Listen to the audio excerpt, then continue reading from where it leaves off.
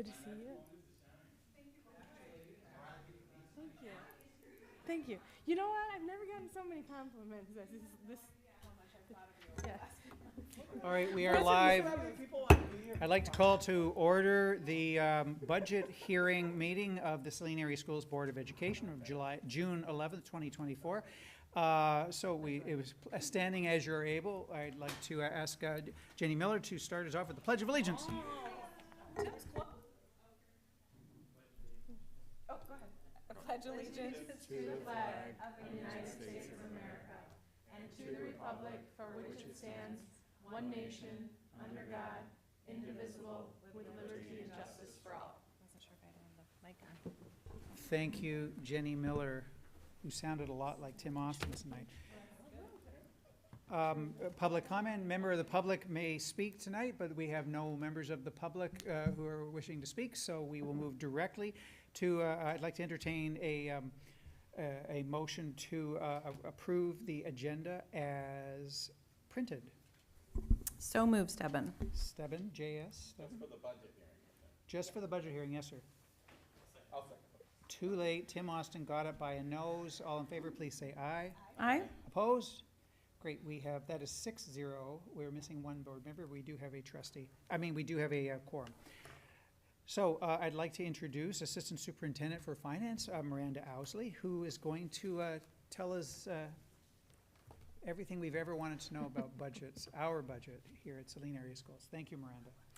All right, so on the next slide, we have just kind of an overview of what we're doing here, why we're here today. So our fiscal year, as you see in the yellow, I've kind of highlighted our fiscal year ends June 30th, even though we get a lot of our funding from the state, and then you see in the blue bar, their fiscal year goes through August. So at this point in time, it's a legal, it's a legal requirement for us to adopt and amend budgets by June 30th. We don't have any set things from the state at this point. There's 3 different proposals out there. They don't have a consensus yet in what it is. So we have to move forward regardless and meet our laws that are abiding by what our fiscal calendar looks like. In general, this is also a budget hearing. It is in talks of put our taxes out to collect the local taxes, and that is this budget hearing that's including those taxes. The action items for tonight, so we're talking about this current fiscal year that's closing June 30th. We're amending that budget, and then we're also adopting the FY25 next year's budget. We're taking action on the tax rates as well. For reference only, in the documents that you'll see, I've also projected out FY26 and 27. Those just really help us plan. It's hard to look in just that snapshot without looking ahead to see kind of where we're going. A lot of those you'll see, they're more of a worst case scenario kind of rolling forward, but if we plan for there, and then we can continue to monitor it as it gets closer and closer into reality. We also are doing all of our funds, so that's one thing to note. We talk a lot about the general fund, but there's a lot of others. So as we slide to the next slide, this is basically what the tax form actually looks like. So we have 7 taxing authorities that we send out this information to, and they collect taxes on our behalf. So we have Bridgewater, Freedom, Lodi, Pittsfield, City of Saline, Saline Township, and York. So in general, this piece of this document, so in the first piece across the top, in that heavy blue or black arrow, you see our operating millage, and this is, again, you'll notice the difference on this one, and this is the only difference, is we just renewed this. We went to voters and asked them to renew it for another 10 years, so you'll see that the expiration date to the far right is in 2033. So in general, that's renewed for another 10 years. Even though we have a larger number that we're authorized to do, we only mill 18 mills. That's the cap, that's the max. We start with that larger number because there's a thing called Headley rollback that slowly brings that number down. And we don't want to go below that 18 mills because then we lose money. So in general, we put that up there even though we only collect 18 mills.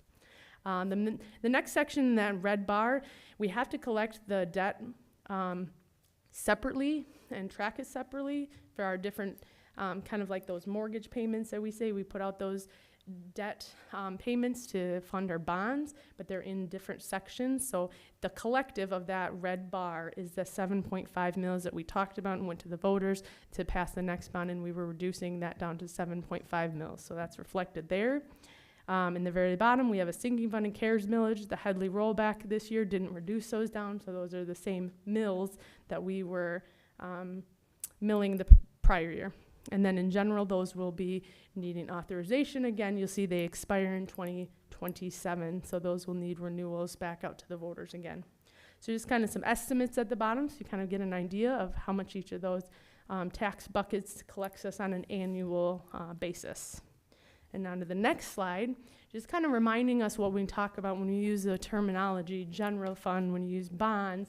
These are all the finance things that us as an organization handles. So in general, I keep track of all of these in very separate funds, and some of these still have a lot of transactions, sometimes it's large in size as a debt payment. You know, there's $23 million going out to a debt payment we collect taxes on and goes on a regular basis, and then those go out. So they're all different rules, all different kind of ways that they operate. So we have heavily rely and talk about the general fund because trying to make those ends meet is very important, but there's also a lot of functionality throughout the finance office and throughout this.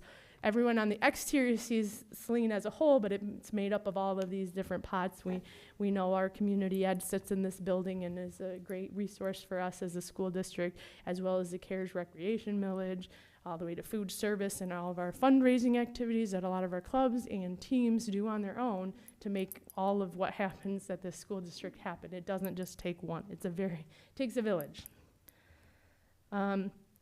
This next slide kind of talks about how the state has control of our general fund and our revenues.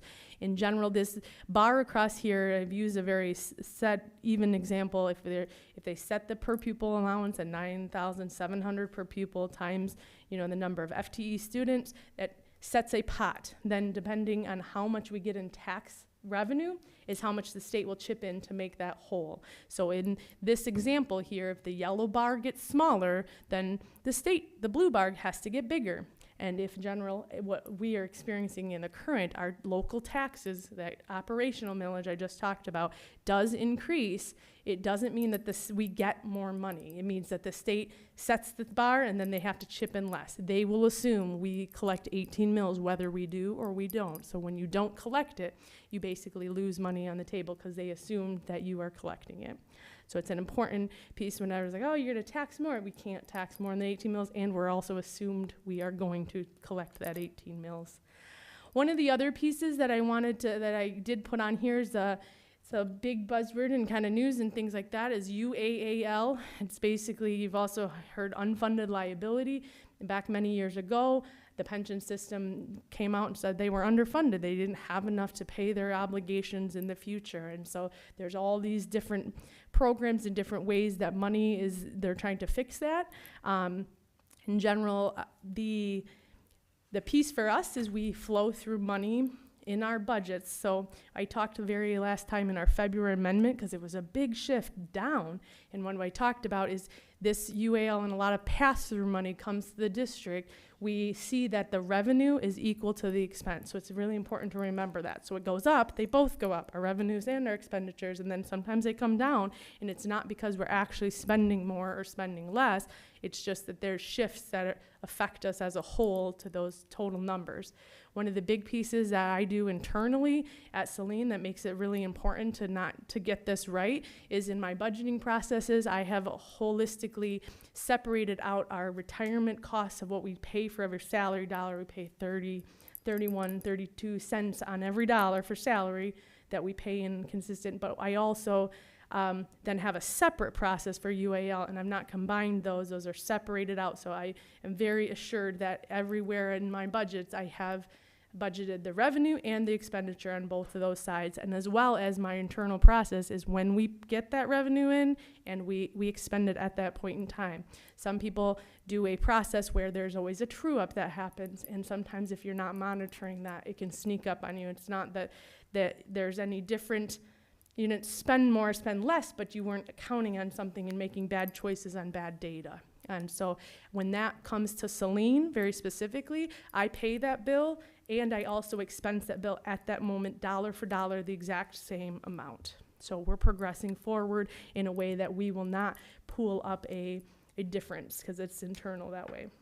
And basically, so the last piece to note about that is you can see on the right-hand side, I've showed that I pulled that UAL out. It actually is across every single salary account, even across our other funds. Wherever community ed has to have the UAL revenue and expenditure on it. But in my forecasting for future, I just leave it flat so that I can take that revenue, leave it flat, and those expenditures and leave it flat. It's not netting out to any difference at the bottom.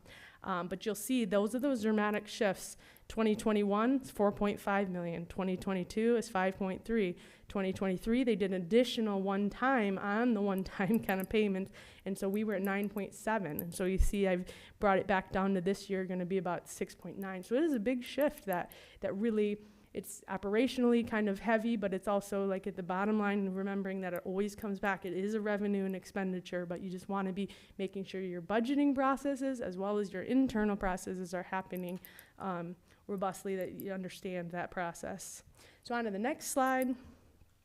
This holistically doesn't change. I leave it in here to kind of remind us of how our general fund is made up. So this kind of just shows us really quickly. These maybe changed a point something or a percentage at very most, but most of our revenues really do come from that state. The intermediate sources, that's mostly our special ed millage. It's the county-based tax space that then Act 18 dollars that comes to us.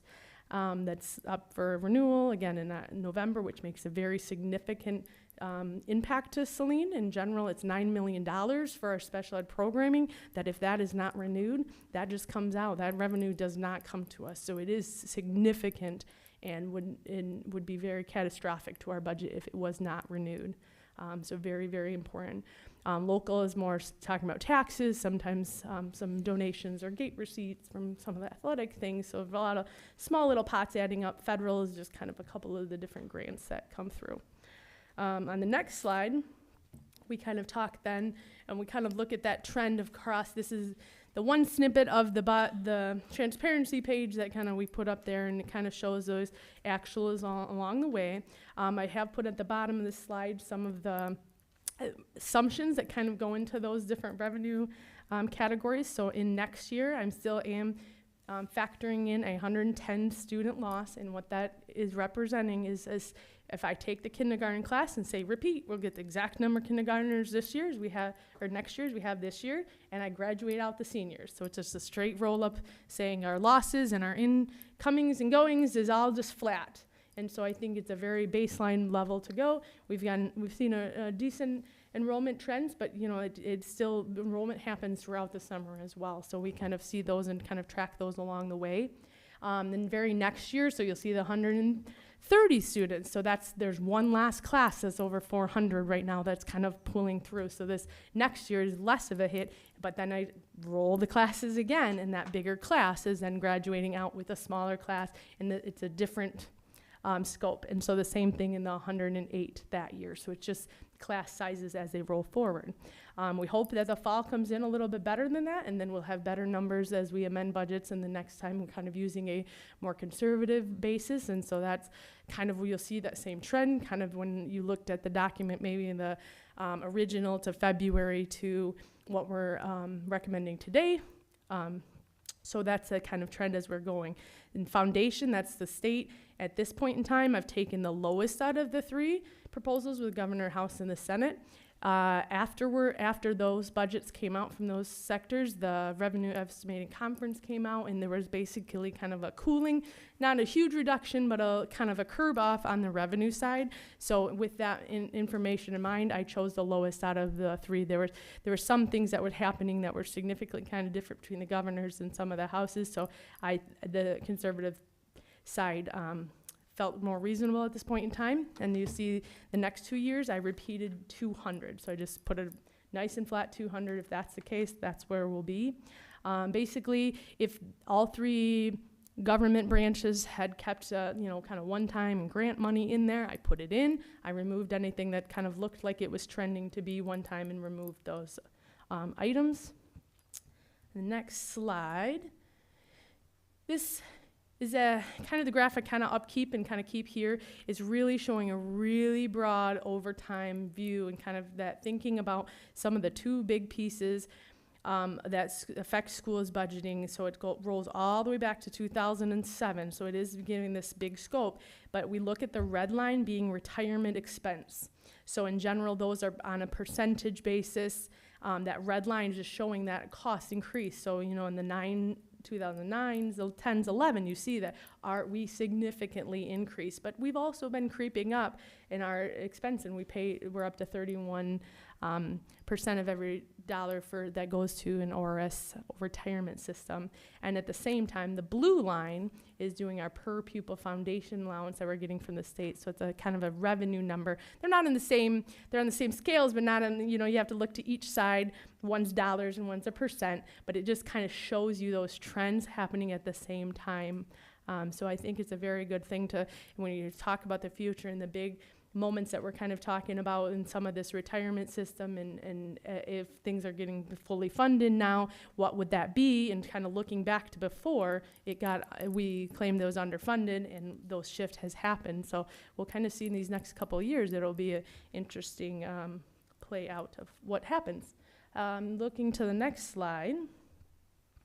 This is just flipping now to the expenditure side, and these are the same thing.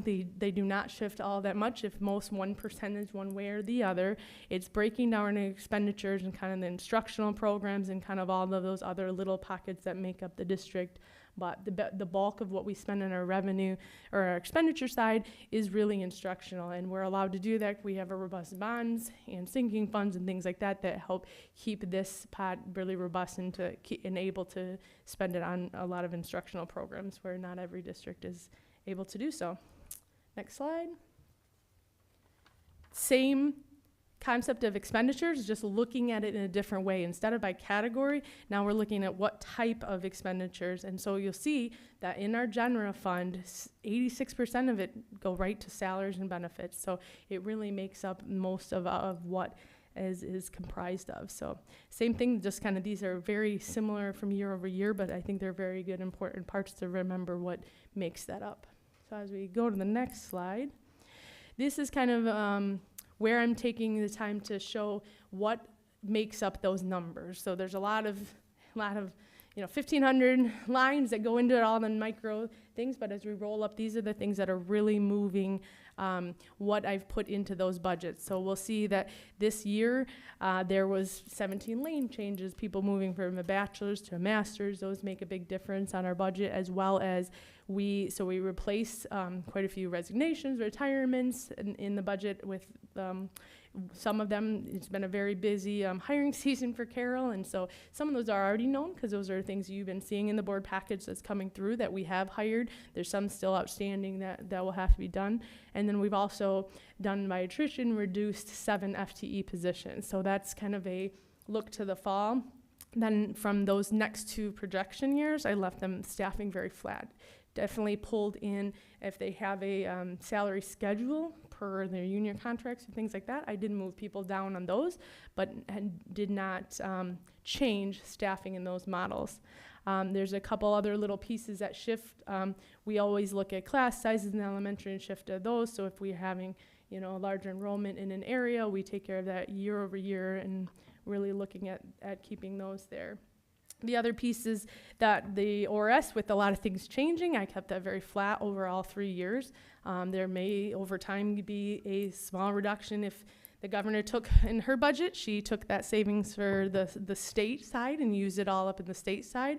If it's put on the districts, we may see a savings in that reduction in that percentage, or it could be even employees. They could reduce what the employees pay into the pension system. There's lots of talk and lots of political talk about how that will be handled in the future as the ORS unfunded part of the benefits. They're kind of getting to that point where it's closer to being not underfunded anymore. Next slide. This kind of breaks down the piece. This is how you guys are kind of approving it in the thing that gets posted to our transparency page. It is within every one of these programs, the there is salaries, benefits, the materials, and those things. So you'll see that a lot of them shift over time. Some things go up while other things go down, as well as they all played out. The biggest shift, 86% of every one of these buckets is salaries and benefits. So it's kind of that staffing piece makes a big difference in how those budgets play out. On the next slide, this really focuses in on the end product. So we talked about where it all breaks down. We look at the revenue coming in and the expenditures going out in a year. Where does that leave us with fund balance? What's the difference? Are we adding to fund balance? Are we reducing fund balance? And when we see the very bottom is just per straight percent, we leave on there the Michigan Treasury fiscal watch, kind of line, so that, that's at 5% watch line, because in past years we were a lot closer to that. But the reality of our total revenue is a percent of fund balance, and that's listed down there. There's lots of different ways to calculate fund balance, and so sometimes looking at it in my June this year's amended budget, we're basically looking to balance in at 15.7 million, which that does sound a lot, 15 million. It's on quite a large budget, and 20%. If you take just simple math and say, what is 20% of a full 365 days of the year?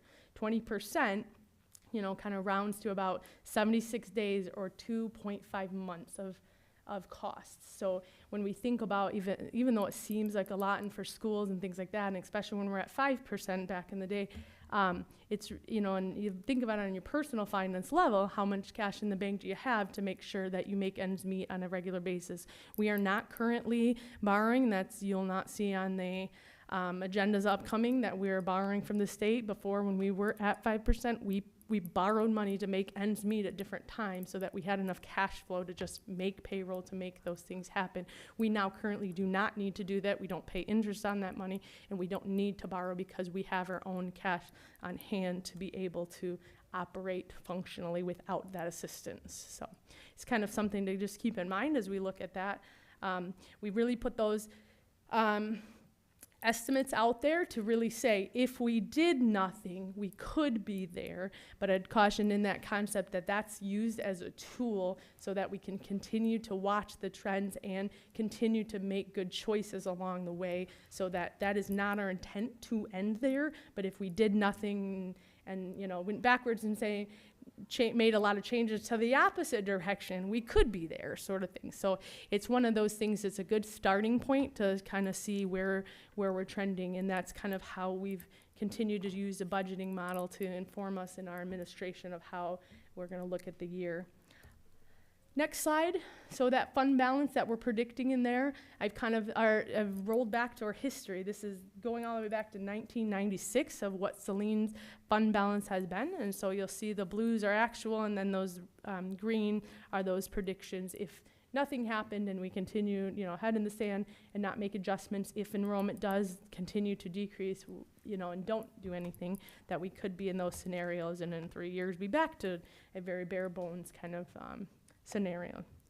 And on the next slide, this just takes a little bit of time to kind of talk about all the different other funds and what their fund balances list on. Not all of them. Doesn't make sense that a fund balance in 1 year in bond particular, we're in the middle of a bunch of things. We've already pulled in the revenue and we're spending down the bond fund. So it's a reference that you guys are approving those budgets, but they don't necessarily, it's not as much time on that side to hone into what is the meaningfulness of those funds, fund balance. But we still are approving them. Any questions?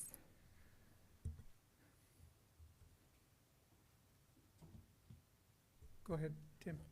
I just wanted to thank you. You brought up the flow through money and all that, because we've seen a lot of that in the news lately and how that's affected people's budgets and schools and stuff like that. So that was going to be my question, is how you go about doing that, and you brought that up already, so I appreciate that.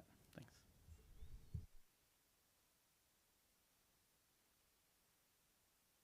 Treasurer Gerby. I will just back that up and speak on behalf of Miranda, Assistant Superintendent Owsley, and just our budgeting processes and you know, our conservatism and all of that kind of thing. I will tell you, I mean, obviously, you know, $164,000 to the good means that we did an outstanding job of spending the money that we had and budgeting accordingly and all of those kinds of things. And I'm very pleased with, you know, I will tell you, I echo what Tim just said about the holistic approach to UAL, right? And just being aware of those dollars as we account for them and pass them through.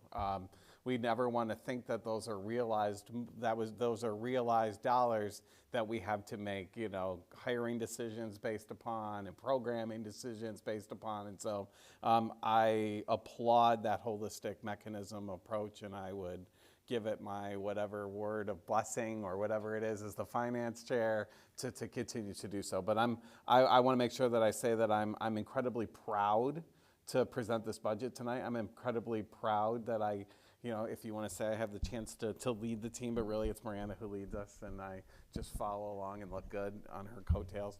But anyway, like I'm really proud of the work that we do, and that we're really mindful of our expenditures and our revenues, and we can always talk about those kinds of things. But thank you for the incredible work that you do. Thank you for the incredible, I want to thank you. I want to thank our staff too, because they're really our partners in doing some of these things. And we made some, you know, the past year, you know, as a team, we as a finance team went through and looked at, you know, making sure that we were accounting for structures and those kinds of things. And so Superintendent, you know, Lotch, I want to thank him for helping us to navigate those conversations as a finance team. And anyway, I guess I'm going on and on. But my point is, like, I am proud of the work that we do as a finance team, and I'm thankful. Thank you, Brad. With 2 minutes remaining, I'd like to entertain a motion to adjourn the budget hearing at 6:28.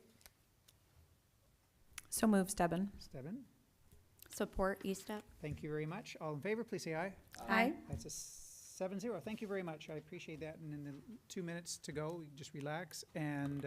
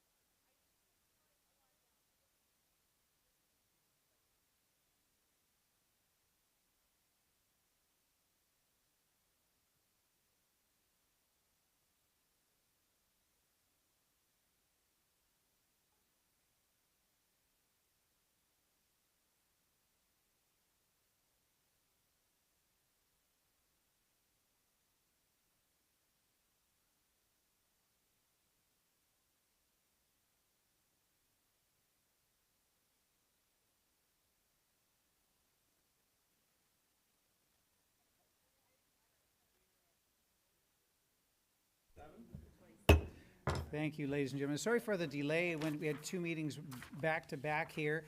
I would like to call to order the Board of Education meeting for June 11th, 6:30 is for Saline area schools. So standing as you're able, we'd like to start with the Pledge of Allegiance, this time led by Tim Austin, who's right under the flag today.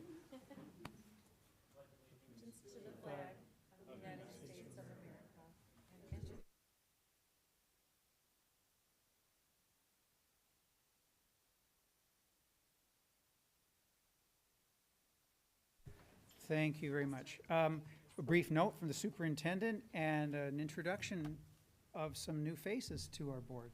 Right, we're very excited to introduce a couple of future excellent student representatives on the board. We'll start with Kate Sonenday. She participates in student council as part of DECA, Link Crew, and will be a dedicated voice of classmates and eager to take feedback, and will be an active participant. And then we also have Tommy Almond, who's part of marching band, National Honor Society, and also is part of the trap shooting team. And he has an outreaching personality, is creative, and has a love for education. So we would like to welcome both Kate and Tommy to the board, and then you can just come up and say hello at the podium. So. And you have to turn the green light on by hitting push. Okay. Once the year starts, you will get your very own table at the end, so and your own placard as well.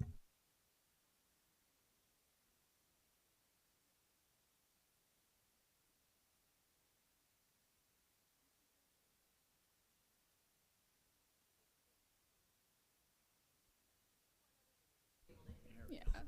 Okay. There we go. Okay. Yeah.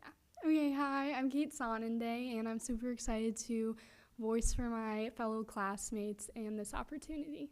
Thank you.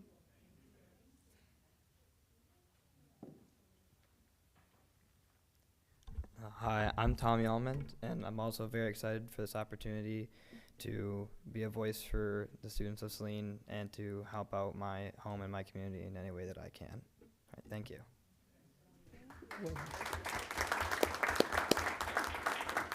I've invited them to not stay if they don't want. We got a busy board meeting, and the pressure starts at the end of August. So it was very nice meeting you and the other candidates for the job, and we're looking forward to working with you coming August. All right, so thank you.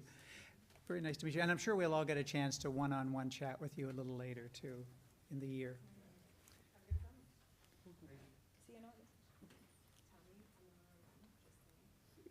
Okay. I'd like to also pass this back to Dr. Lotch for some special recognition this evening. Yeah, we're very excited to have a number of our wonderful district retirees here who have put so much effort forth to support our students over the years in a variety of different ways. I mean, we're looking at para-educators, those that have supported buildings and grounds. Our teachers have just done an incredible job, and as superintendent, I'm really proud to be part of this staff and have appreciated the opportunity to serve as your superintendent. So with that said, I'd like to invite up Assistant Superintendent of Human Resources, Carol Diglio, who is going to present an honor and a token of our appreciation for all your years of service. And then also showing that on the screens we have a number of people that are also retiring. They're not all here tonight, but they're showcasing their experience in Saline. Thank you. So on behalf of Saline Area Schools, it is my absolute privilege to honor and give a heartfelt thank you to the Saline Area School class of 2024 retirees. Unless you are in education, it's very difficult to understand the depth of teamwork required by a number of departments and diverse expertise required to successfully run a district.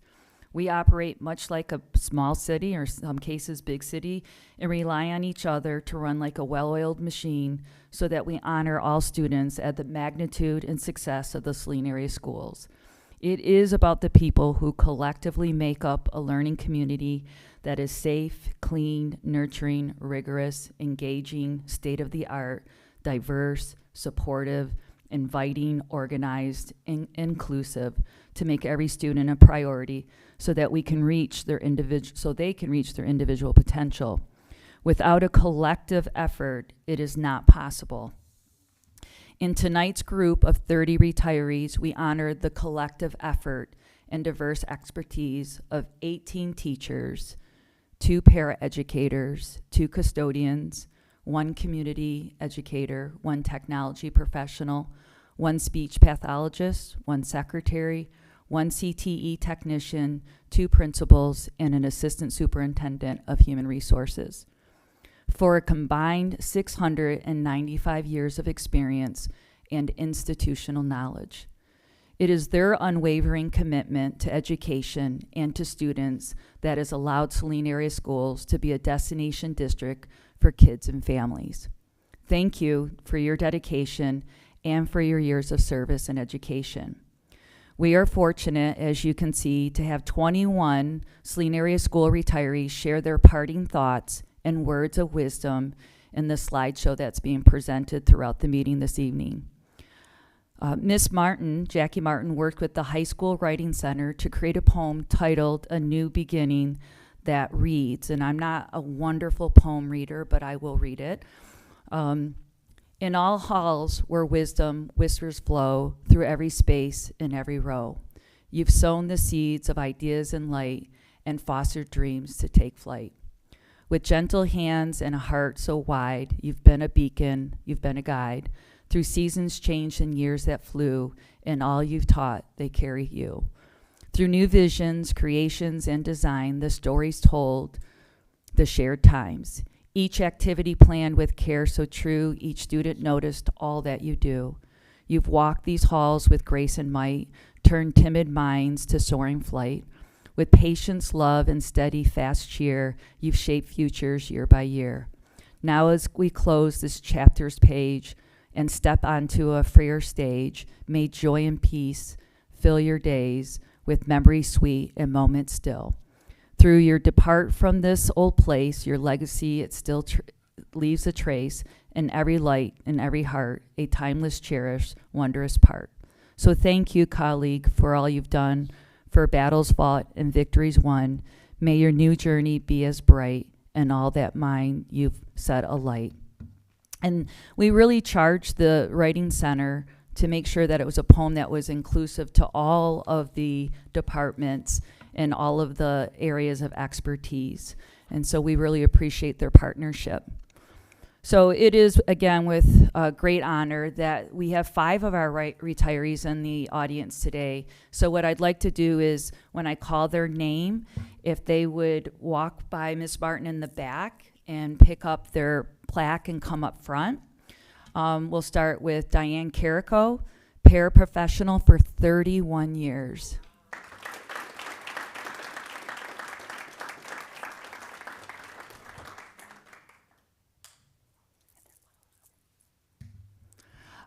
Lisa Latona, elementary teacher for 34 years.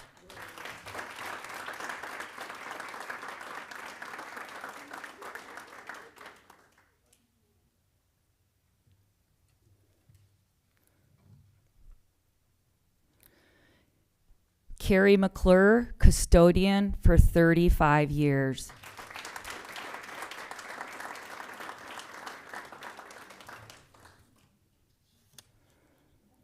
Dave Meller, agriculture teacher for 25 years.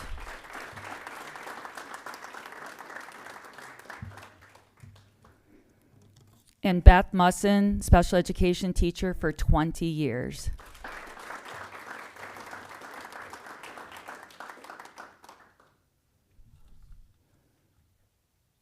Again, I just want to be very intentional and thankful for the significant and important role you've played in the field of education. The work and your support that you've given to the community is beyond words. And so it's with great appreciation, and thank you very much. And really enjoy retirement. Really a heartfelt. I also want to thank Jackie and Betty Janke for helping with everything. They've been very supportive. And of course, the writing club and the teachers that supported your poem. So have a wonderful summer and thanks again. Before you dash off, we would like to have a photograph with you. We're starting to get really good at doing the group photographs, so.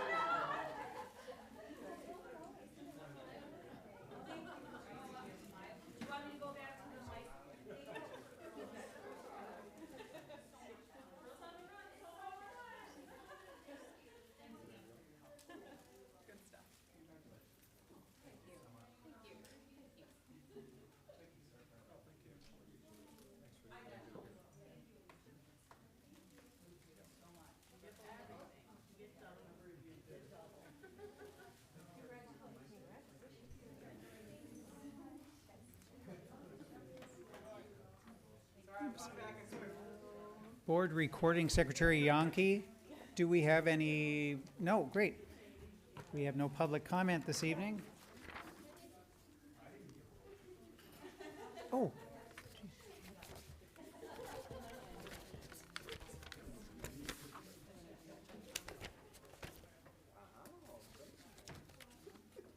My apologies.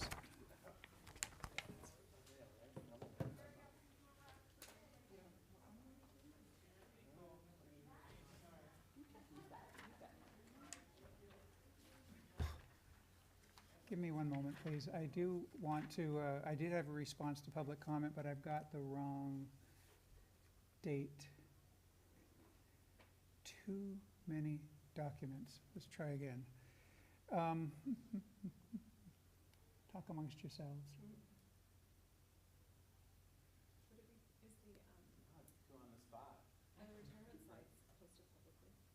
I don't know. It's a good question. It's okay, I just wanted to read them, I didn't get a chance to, as they went through. I can hear them. Okay, thanks. Okay, thank you. All right, pardon the fluster here. I do want to make a few notes about the last public comment session. I want to thank Ryan Kerr for the affirmation of the efforts of the district to build affinities around diverse needs of our students. I also want to thank Charlie Hurst for your support, Charlie, of the listening sessions and your sharing of your personal tale of your child finding their light. I want to thank Chris Budnick for your concerns about our human limitations in the face of disinformation and impact on our children. I want to thank Sarah Fabian for her illustrative examples regarding the program at Weber Bliss School, and to Heather Finch for her ideas on how to make that program more supportive of our neurodivergent students. I also want to thank Tiffany Alexander for acknowledging this board's condemnation of hate and support of our staff.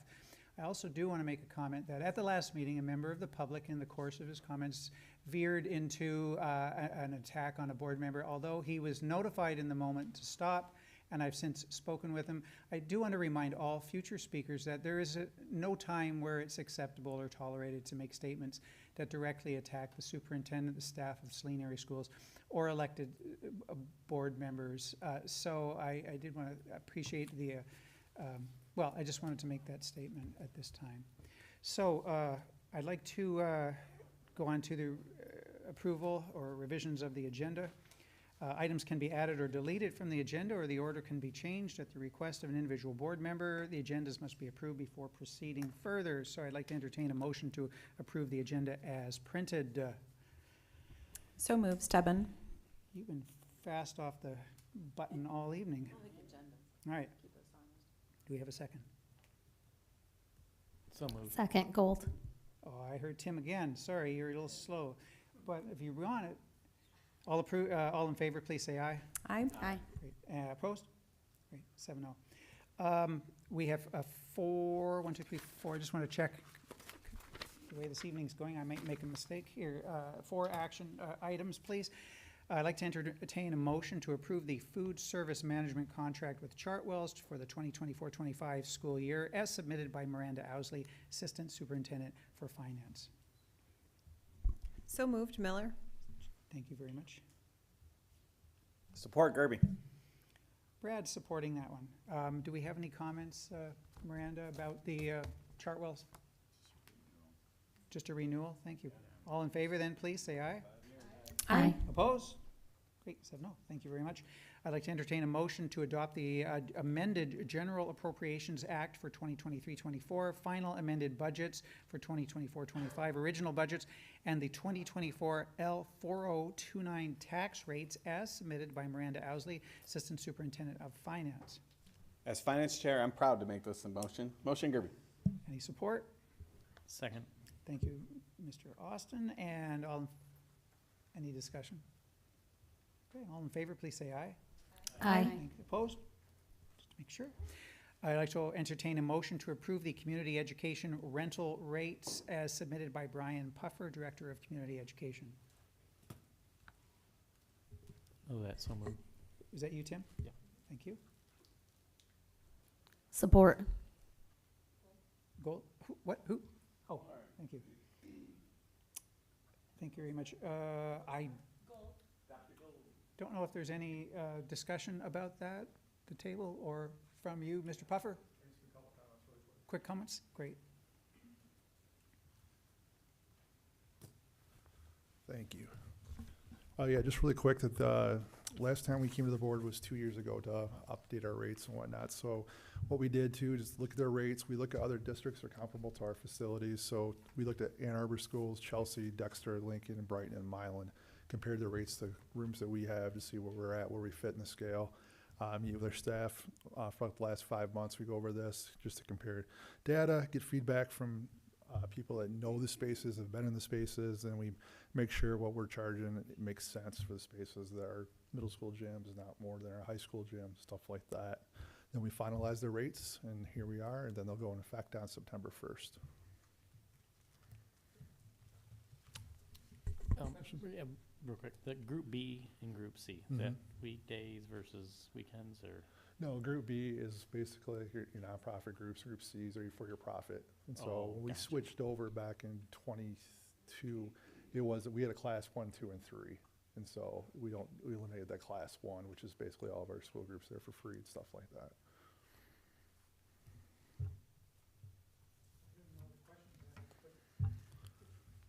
Hearing no other questions, I'd like to put it to a vote. Please, all in favor, say aye. Aye. Aye. Opposed? Hearing none? Great, 7-0. Thanks for sitting close to the mic. I'd like to entertain the following motion to, I'd like to entertain the motion to recommend the CARES Advisory Council to approve round 3 allocations of funds as follows, in the total amount of $50,070.84 as submitted by Brian Puffer, Director of Community Education. I'll read these really quickly. Adaptive Summer Cycling, PEAC, $5,625. Air Conditioning Completion Project, Saline Area Social Service at $17,862.50. Enhancing the Saline Area High School Tennis Courts with Benches, Saline High School Hornets Tennis, $4,928.34. Kids Corner Safety Upgrades, Saline Parks and Recreation, $2,675. Kids Summer Camp Patio Space for Saline Parks and Recreation, $2,000. New goalie equipment for Saline High School Field Hockey, $2,000. Saline Varsity Sideline Cheer Uniforms, the Saline High School Varsity Cheer Sideline Cheer, $5,000. Sparkle and Shine Stars Cheerability Squad Work and Play Special Needs Resource Center Incorporated, $4,000. Water polo equipment, Saline High School and Middle School Boys, Girls, water polo in the amount of $5,980. Do I have a motion? I will support this, or I will move and for many, many reasons, Yes. as they're all wonderful, but also as a mother of someone who wore the field hockey goalie equipment, I would like to support this purchase. I'll second the support. Great. Anything you want to add about this, these proposals? Yeah, really quick, just, yes, this is our last round for, this is the third round of CARES funding for the 23-24 year. We will have a fund balance of just over 77,000 going into the next year. And then our CARES application for 24-25 will be available July 1st on our community ed website, so you can start applying there. We'll have the deadlines and everything for next year. Fantastic. That's right. More and more people I'm finding out are hearing about the application process. Are you getting a real influx of applications or an Yeah, increase we had this the year? most this year we've ever had since COVID. So it's definitely, when we took a break during COVID, I think there was 2 years we didn't run it. And so since then, this was the most out of the three rounds that we've had, I would say, since probably 17 or 18. Well, fantastic. Great. Well, let's put it to a vote. Oh, I unless mean, you have a, I'd like, just want to say, I thought it was nice to see that the Work and Play Special Needs Resource Center did it. I mean, that's a fairly new organization, and I'm glad they were Yes. able to jump on. Yeah, they're a good group. and if I could be a cheerleader for the Cheerability Squad, I would be as well. I'm really happy to see that they made a proposal as well. Yeah, good group. Please. As a cheer mom, I wanted to say thank you very much to both the Saline Varsity Sideline Team and the Cheerabilities, our Friends with Special Abilities. Appreciate both of those. The varsity girls have worn the same sideline uniforms for a long time, pre-COVID, and they were not very inclusive. We had our first gentleman join our team last year, and they didn't have a way to get him a uniform. So working with new vendors, this gives the opportunity for all to have a new uniform if needed. And all of these are very worthy, so I appreciate all that. Thanks. Thanks. Well, thank you. Then, let's put this to, putting this to a vote. All in favor, please say aye. Aye. Opposed? Then 7-0. Thank you so much, Brian, for all your work on that. We have 3 scheduled reports this evening, and we'll just start working our way down the list with the Wellness Committee Annual Overview, and I'll let our presenters introduce themselves, unless you need the fanfare and the drum roll. Well, I don't.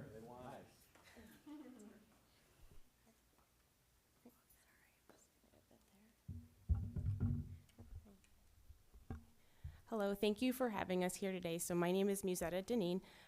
Along with being the co-chair for the Wellness Advisory Committee, I'm also the 9th grade principal at Saline High School. Hi, good evening. Just a quick edit in the agenda. I'm listed as Noah Kohler. My actual name is Noelle Kohler, and it's hyphenated ditto, so. I'm sorry. I'm a member, resident, I should say, of Saline, and a mother of a graduating 6th grader. I'm also an advanced practice nurse, and I currently teach at Eastern, so it was a real privilege to be able to be a part of this committee. Thank you. Thank you for co-chairing. Thank you.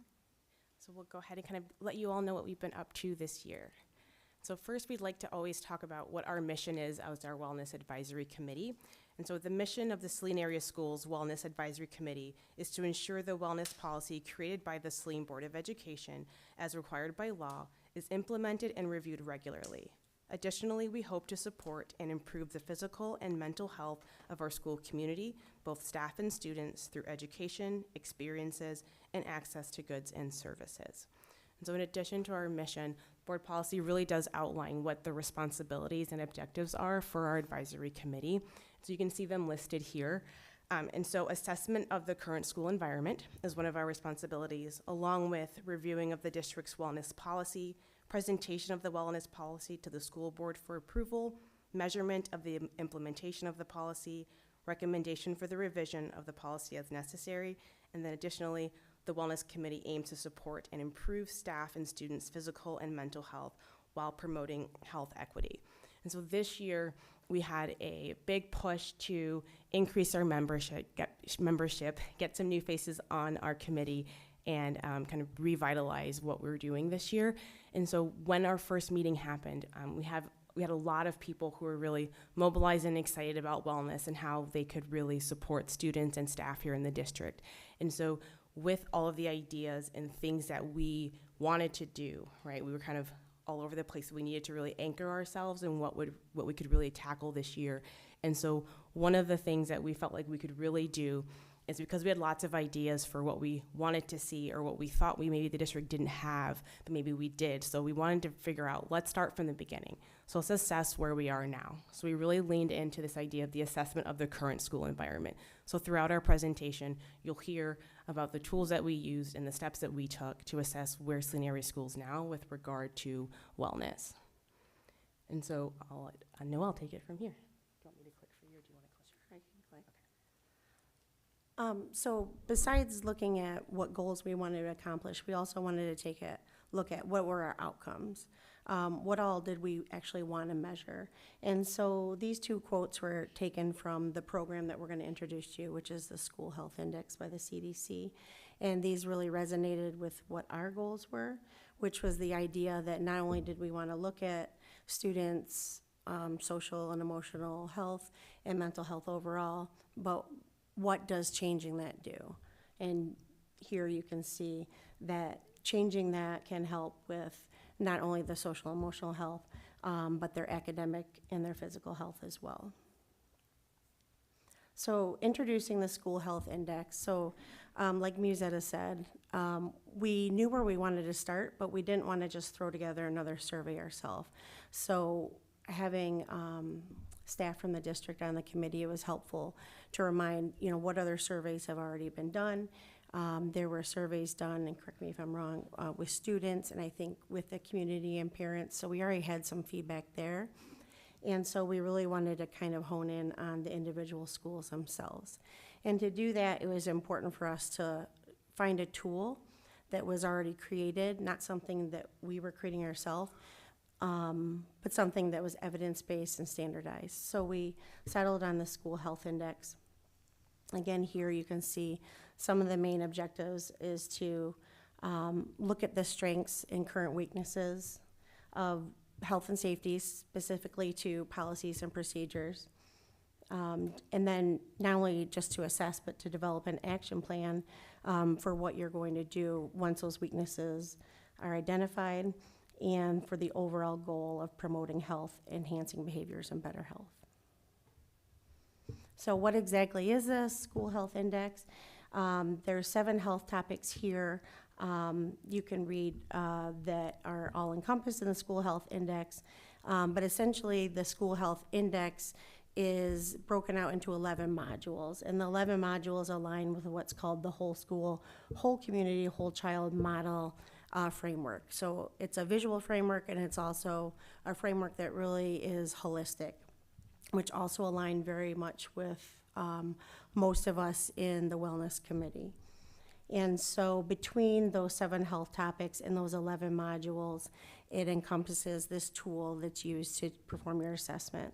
There are 2 versions. There's the elementary, and then the middle school and high school are combined together.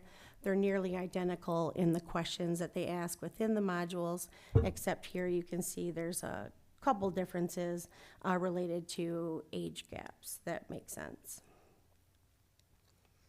So essentially, utilizing the School Health Index process, it's 2 steps. And again, ours for this year was to focus on the assessment. And so once you complete the assessment, then you move into planning. And we have not done that yet, and we'll talk a little bit more about that. And then for your future viewing pleasures, I did add some videos on here. They're very brief, but it just gives a better explanation about what actually the School Health Index is and why it's beneficial to use it. It's been around since 2017. I also wanted to add it was developed in conjunction with school administrators, teachers, parents, and other health leading organizations across the nation. So why we chose it, a couple things just to point out is, again, it's evidence-based, so it's driven by scientific, environmental ideas, and it aligns with the Institute of Medicine. We really like that it was a team-driven approach. It's not meant for just one person to go do the assessment. So it really takes into account us as parents that were part of the community and now as committee, and also the district members. We also liked that it looked from an assessment point of view, not an evaluation, which means it's not meant to be punitive in any way. It's not meant to pinpoint what teachers or divisions or schools may or may not have been doing anything. It's purely just an assessment to see what level of performance we're at now. It's very focused, and we like that too, again, because it brought us from, 20 ideas down to one. It gave us a driven and focused path. It's all confidential, so it's completed online, but the scores are not sent to anyone. It's just for yourself. They're not tallied by the CDC or kept by the CDC. And it's absolutely no cost to do it. So that was also another big benefit. And then, like I said, it does reflect the whole school, whole community, whole child model, which is a little hard to see on here. But again, those are the 11 components there, and it takes into account physical health, emotional health, environmental health, involving the community and parents. So again, for us, we felt it was very holistic. And then just lastly, a little bit about the actual index is scoring. So this is just an example. This was not our scorecard, but this is an example of how the assessment is completed. So each module has its own questions, and you score it based on your current performance. And so you can see here, 3 is what's considered the gold standard, and this is based off of the CDC best practices that they developed, and then 0 is not where you want to strive, right? You're pretty far away from the gold standard. And then you complete this with the modules you choose, and you get an overall scorecard.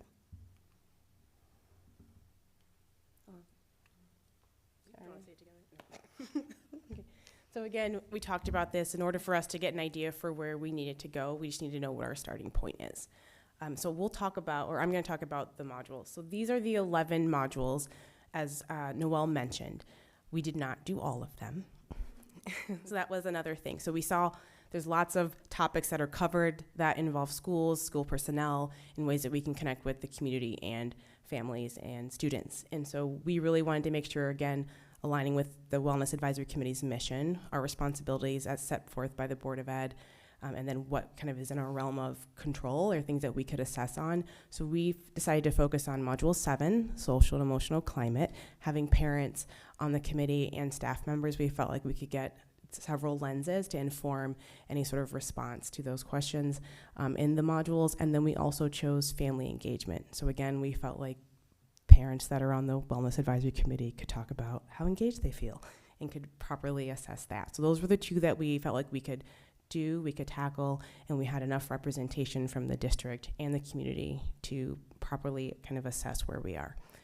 So again, I kind of already highlighted why we chose them, but for some other things that I didn't mention, and when we think about the alignment with the district strategic framework. So as we've mentioned, our district does a lot of surveys and gets a lot of data from our community and from staff members and from students about things that are going well, areas of improvement. And so some of the data points that we pulled out here is it says, less than 70% of survey respondents agree or strongly agree with SDL strategy, support, et cetera. And this number is really heavily influenced by the I don't know. So also just not knowing what we have available is something that we can look at to improve. And then again, that 40 to 53% of student respondents say they sometimes enjoy school. So again, that really did have us lend to the social emotional climate piece and then that family engagement. So Module 7, Social Emotional Climate. We just kind of listed for each of the modules the individuals that made up those subcommittees who filled out the assessments at the elementary and middle school level. So members of each of the modules are Saline area schools parents, their district staff, so you have some admin, school nurse, for example, elementary admin, social workers were also present during these evaluations and conversations. So for Module 7, the topics covered essentially the school climate, student relationships, personal development for diverse needs, social emotional learning at the school-wide level, community partnerships, harassment and bullying and what we do to prevent that, supervision, how do we engage all students, and what's our violence prevention process and approach. And again, you'll have those self-watch Module 7 videos that you can watch in all your free time this summer. So those are the topics that were covered with Module 7. And just to kind of give you an idea of what the module looked like, this is an example of a question from Module 7. And so it's really small. I probably should have thought about that. So it says, have all teachers received professional development on meeting the diverse cognitive, emotional, and social needs of children and adolescents in the past 2 years? And so the pattern of doesn't apply, no, some, most, and all is consistent throughout all of the questions in each of the modules. You'll have about 10 questions in each module. And so we would have conversations in those subcommittees, providing examples that we see and kind of give and then rate where we felt like the district's at. And we did it at the district level, so we didn't focus on one particular building to represent elementary. We didn't pick one elementary building. We didn't choose between the middle school or high school alternative ed. We tried to encompass all of those and from what we knew. And so just gives you an example of the question. Some of the questions, they even provide examples of what they mean. So like, for example, if it's asking about parental strategies, it'll list some examples to help you make a proper assessment of where the district is. And so some examples in Saline area schools for how we address these topics, right? So for positive climate and positive student relationships, I don't want to speak for everybody here, but I think we have lots of moments where students really are enjoying being here, and that families have positive things to say. I know students say things that they enjoy here at school all the time. So yes, we have some things we can improve on naturally, right? So I can say 100% of students say they enjoy being here, but we do have examples where we have positive student relationships. Professional development, this year we had a series presented by Nick Van Oss. He created the Be Good People curriculum, so that was PD for the whole district, really focusing on student learning, student behavior, and how strategies to use to support misbehavior. School-wide social emotional learning, so we've had some examples are morning meetings and Hornet time, SEL lessons in class, things taught by social workers and SEL coaches. And so sometimes students will have one-on-one interactions to support themselves. Sometimes we have whole class and whole school approaches to SEL. So for community partnerships, conversations with outside service providers to discuss how we can collaborate. We've done that. Preventing harassment and bullying. So again, working with our administrators, and also know at the high school with the Rachel's Challenge, that was another example for that. Preventing school violence, we've done a lot of work as an administration to really make sure that our threat assessments and our ability to assess threats and violence and things is aligned, consistent, and also effective. And so those are some examples in Saline area schools where we're meeting those topics that are outlined in Module 7. So Module 10, we're going to follow the same format. These are the topics for family engagement. So again, communicating with families, strategies for families, engaging families in our decision-making, volunteers in the building. How do we support families when students are learning at home, access to school facilities, professional development, school health updates, family involvement, and with regard to our meal program and food and beverages sold and served and offered on school campus. So, and again, self-watch video for you. Sample question, do families have opportunities to be involved in school decision-making for health and safety policy and programs? So again, similar format, you'll see here there's questions 3 of 9. There are 9 questions for this module, and the similar format doesn't apply, not, some, most, and all.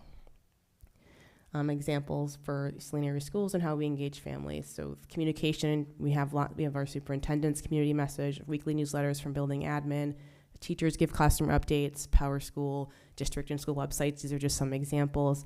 Parenting strategies, this year, Kara Davis worked on the School and Family Partnership Series, so that was another way that we've engaged with our families. Families engagement, school decision making. So there's school quality surveys, we do use that information, so it is helpful. And then also the District Strategic Council, that was reopened again this year. There's been listening sessions as well for us to really engage our community, family volunteers, room parents I know are at the elementary level. And again, these aren't exhaustive lists of things that are happening here, but things to just point out for you. In terms of engaging in learning at home, I know we have Power School and Google Classroom. I will say with Power School and Google Classroom, you do have to sit with your child to get the same view that they have. That's something I've always mentioned about Google. Family access to school facilities, again, sporting events, open houses, right? You can rent spaces out as well through community ed. Professional development and supporting families and strategies for assisting families who seek services. So this We have some information on our website, and we also do it on an as-needed basis. Individual families, if they need support, we help them. And then school health updates. I mean, again, our district nurse, Karen Hervey, is always on making sure that our families know what's going on, what they need to do.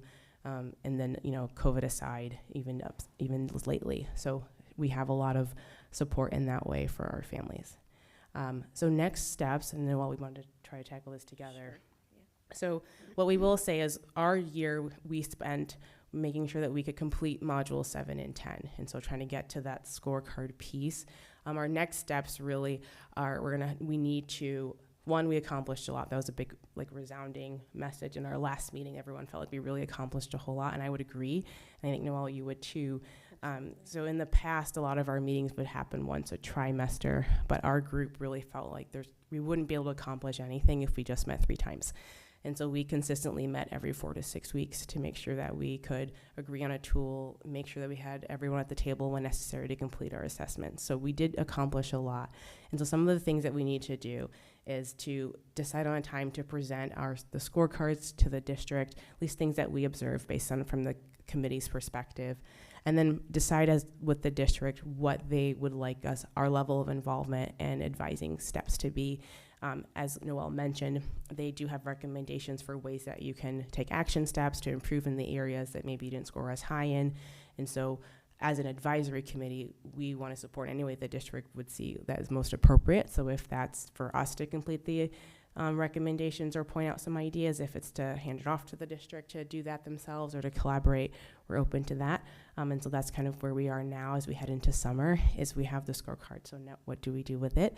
And then considerations for developing actions. So what we really want to think about is focusing on one module at a time, how important. So it talks about identifying the importance, how important is the action to the school or the district, cost, time. So these are some of the things that the School Health Index walks you through with identifying what you can actually accomplish, how feasible it is, and so they help us with that. And so our next school year, maybe even the next couple actually, is to determine, wrapping up these 2 modules and then determining as our next step completing others that still align with our wellness advisory expectations and responsibilities. So I know that was a lot. So that's all. But thank you. That's all we do. Yeah, Thank it's you. all, right, that's all we do. So That's- thank you for listening, and Can I also say what a great leader she is to have? You on can this? say Thank you. that. Yes. Thank you. You don't have to, but thank you. Well, thank you, Masetta and Noelle. Noelle, Yes. 2 Thank L's you. and an extra E, or just No, N-O-E-L? just Noelle, like that. yeah. All Christmas right, we'll make baby. sure that gets fixed in a minute. So if there are any questions from the board, please. Oh, I did have one I'll just slip in really fast since I have the mic open. The Nick Van Oss curriculum that you mentioned, I think you said the name really fast, but I missed it. Oh, I'm sorry. Be good people. Got it, right, thank you. Be good people. I said it really fast. Nick Yes, Van thank you. Oss. Yeah, all right. Anyone at the table getting, Susan, please?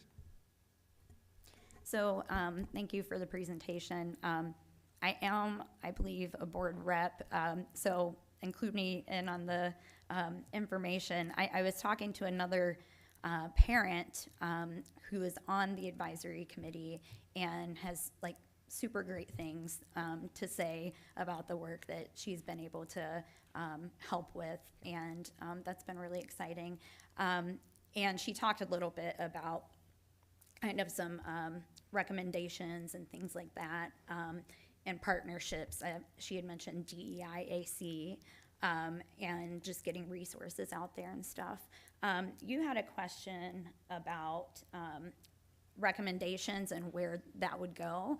That's something that's come up with the DEI Advisory Committee, as far as being that, the Wellness Committee is also a board advisory committee, that I think the board would like to also see those recommendations, whether or not, the district,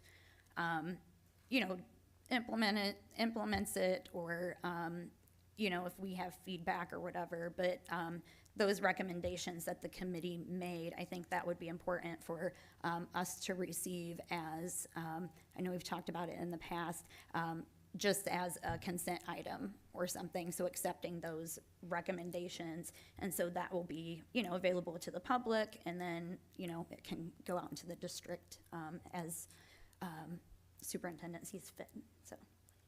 Absolutely. Yeah, We'll do thank that. you. Yeah. Treasurer Gerby. So first of all, you talked about SEL lessons being embedded in whole classes. Where specifically or primarily were those embeddings occur? Where did they occur? Yeah, so an example I can give you would be Hornet Time, right? So we have teachers of record for those, that's weekly. So some of the Be Good People lessons, we've incorporated into that time as well. And so those are examples that were the entire class, the Hornet Time class, would have some of that social emotional learning, that curriculum. And then the second question would be, I'm sorry about Mike, would be you made the decision for 7 and 10, you said, based on like the group's interest and what have you. Were there any of the 11 modules where you guys identified those as like a group of like, ooh, that's an area where we really need to focus, or that is a particular area of opportunity for us? Is there anything where you were like, boy, that stood out?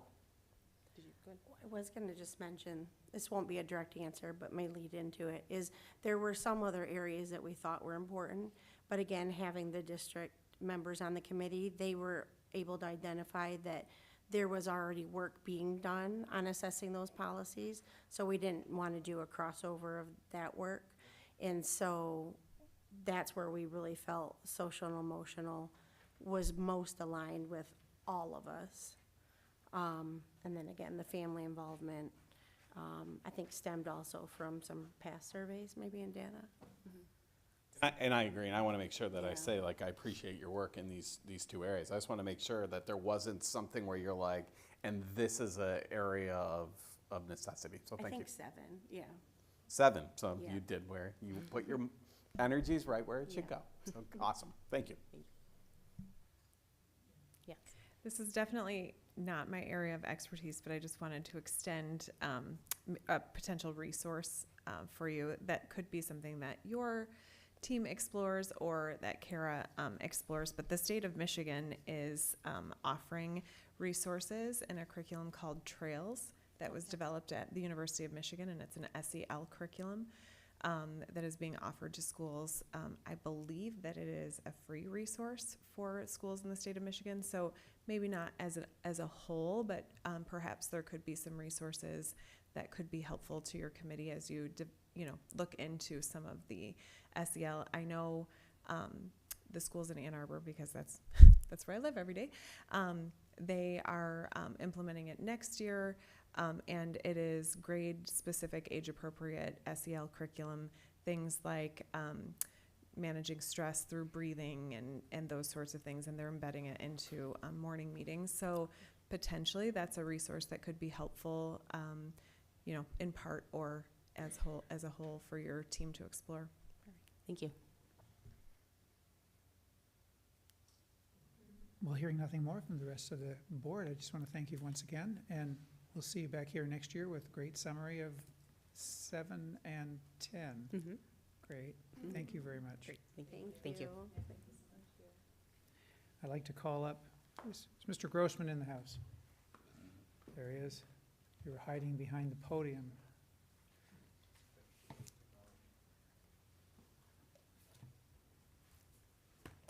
I'd like to introduce Jay Grossman, Director of Technology, who's going to give us a Technology Department annual overview. Sir. Yes. Hi, everybody. How are you? There's a lot. We've been really busy this year. So first I want to just say thank you very much for giving me the opportunity to sort of tell you what Technology Department, my team, have been up to. We do a lot, and I like to take this opportunity to sort of tell you a little bit about what our team has done, and then some of our projects that we've done throughout this year, some things we've got coming up, some things we're in the middle of doing now. A lot of this has been stuff you have all helped me approve and have been putting into motion, so I'd like to show you what our bond dollars have been doing.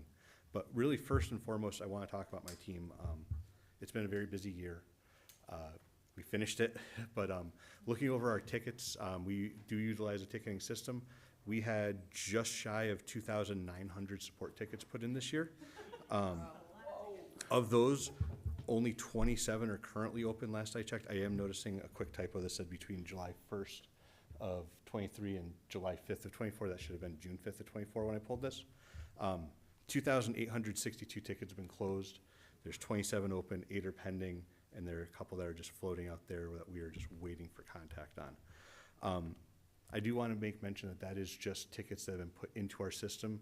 That doesn't count the things like the students coming to our classrooms or teachers coming to us for help.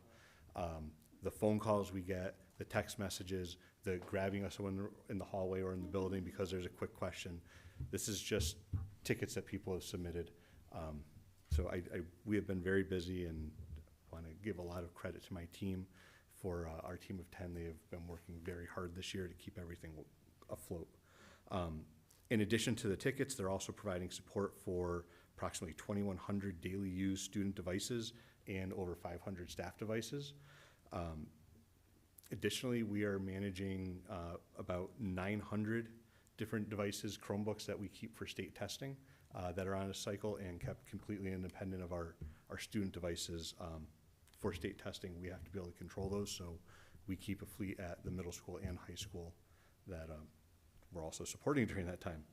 And then lastly, we also, Power School is mentioned, so we are the ones who maintain our student information system, Power School.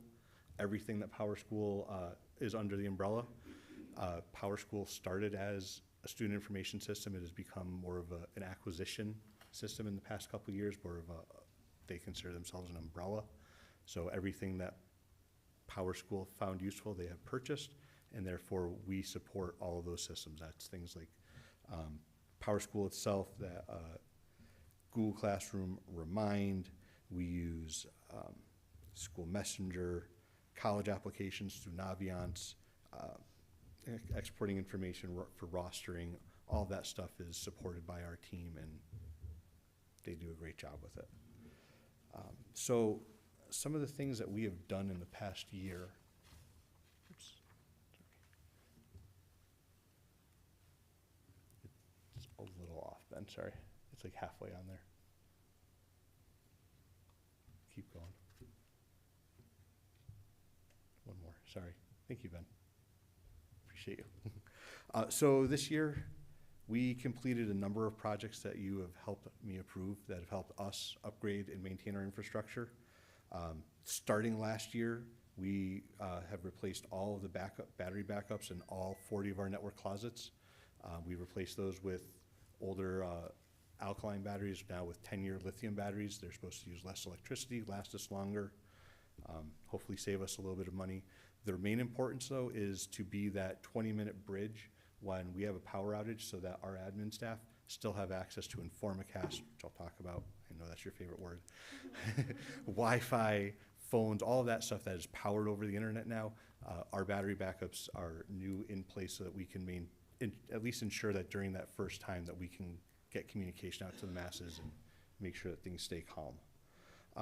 Additionally, on top of the individual network closets, we also replaced the whole room battery backup in our head end room with a more efficient 15,000 kilovolt versus our 20,000 one that we used to have. Whole room backup, that sole purpose is to cover those few seconds when we have that power outage so that our generator can kick on and our network infrastructure stays up. We have found the hard way sometimes when that has gone out and that battery backup did not work, and it has taken over a day for us to get everything back up. So having this replaced new and good for another 10 years gives us a lot of security that in the event of anything, at least our systems will stay up and running.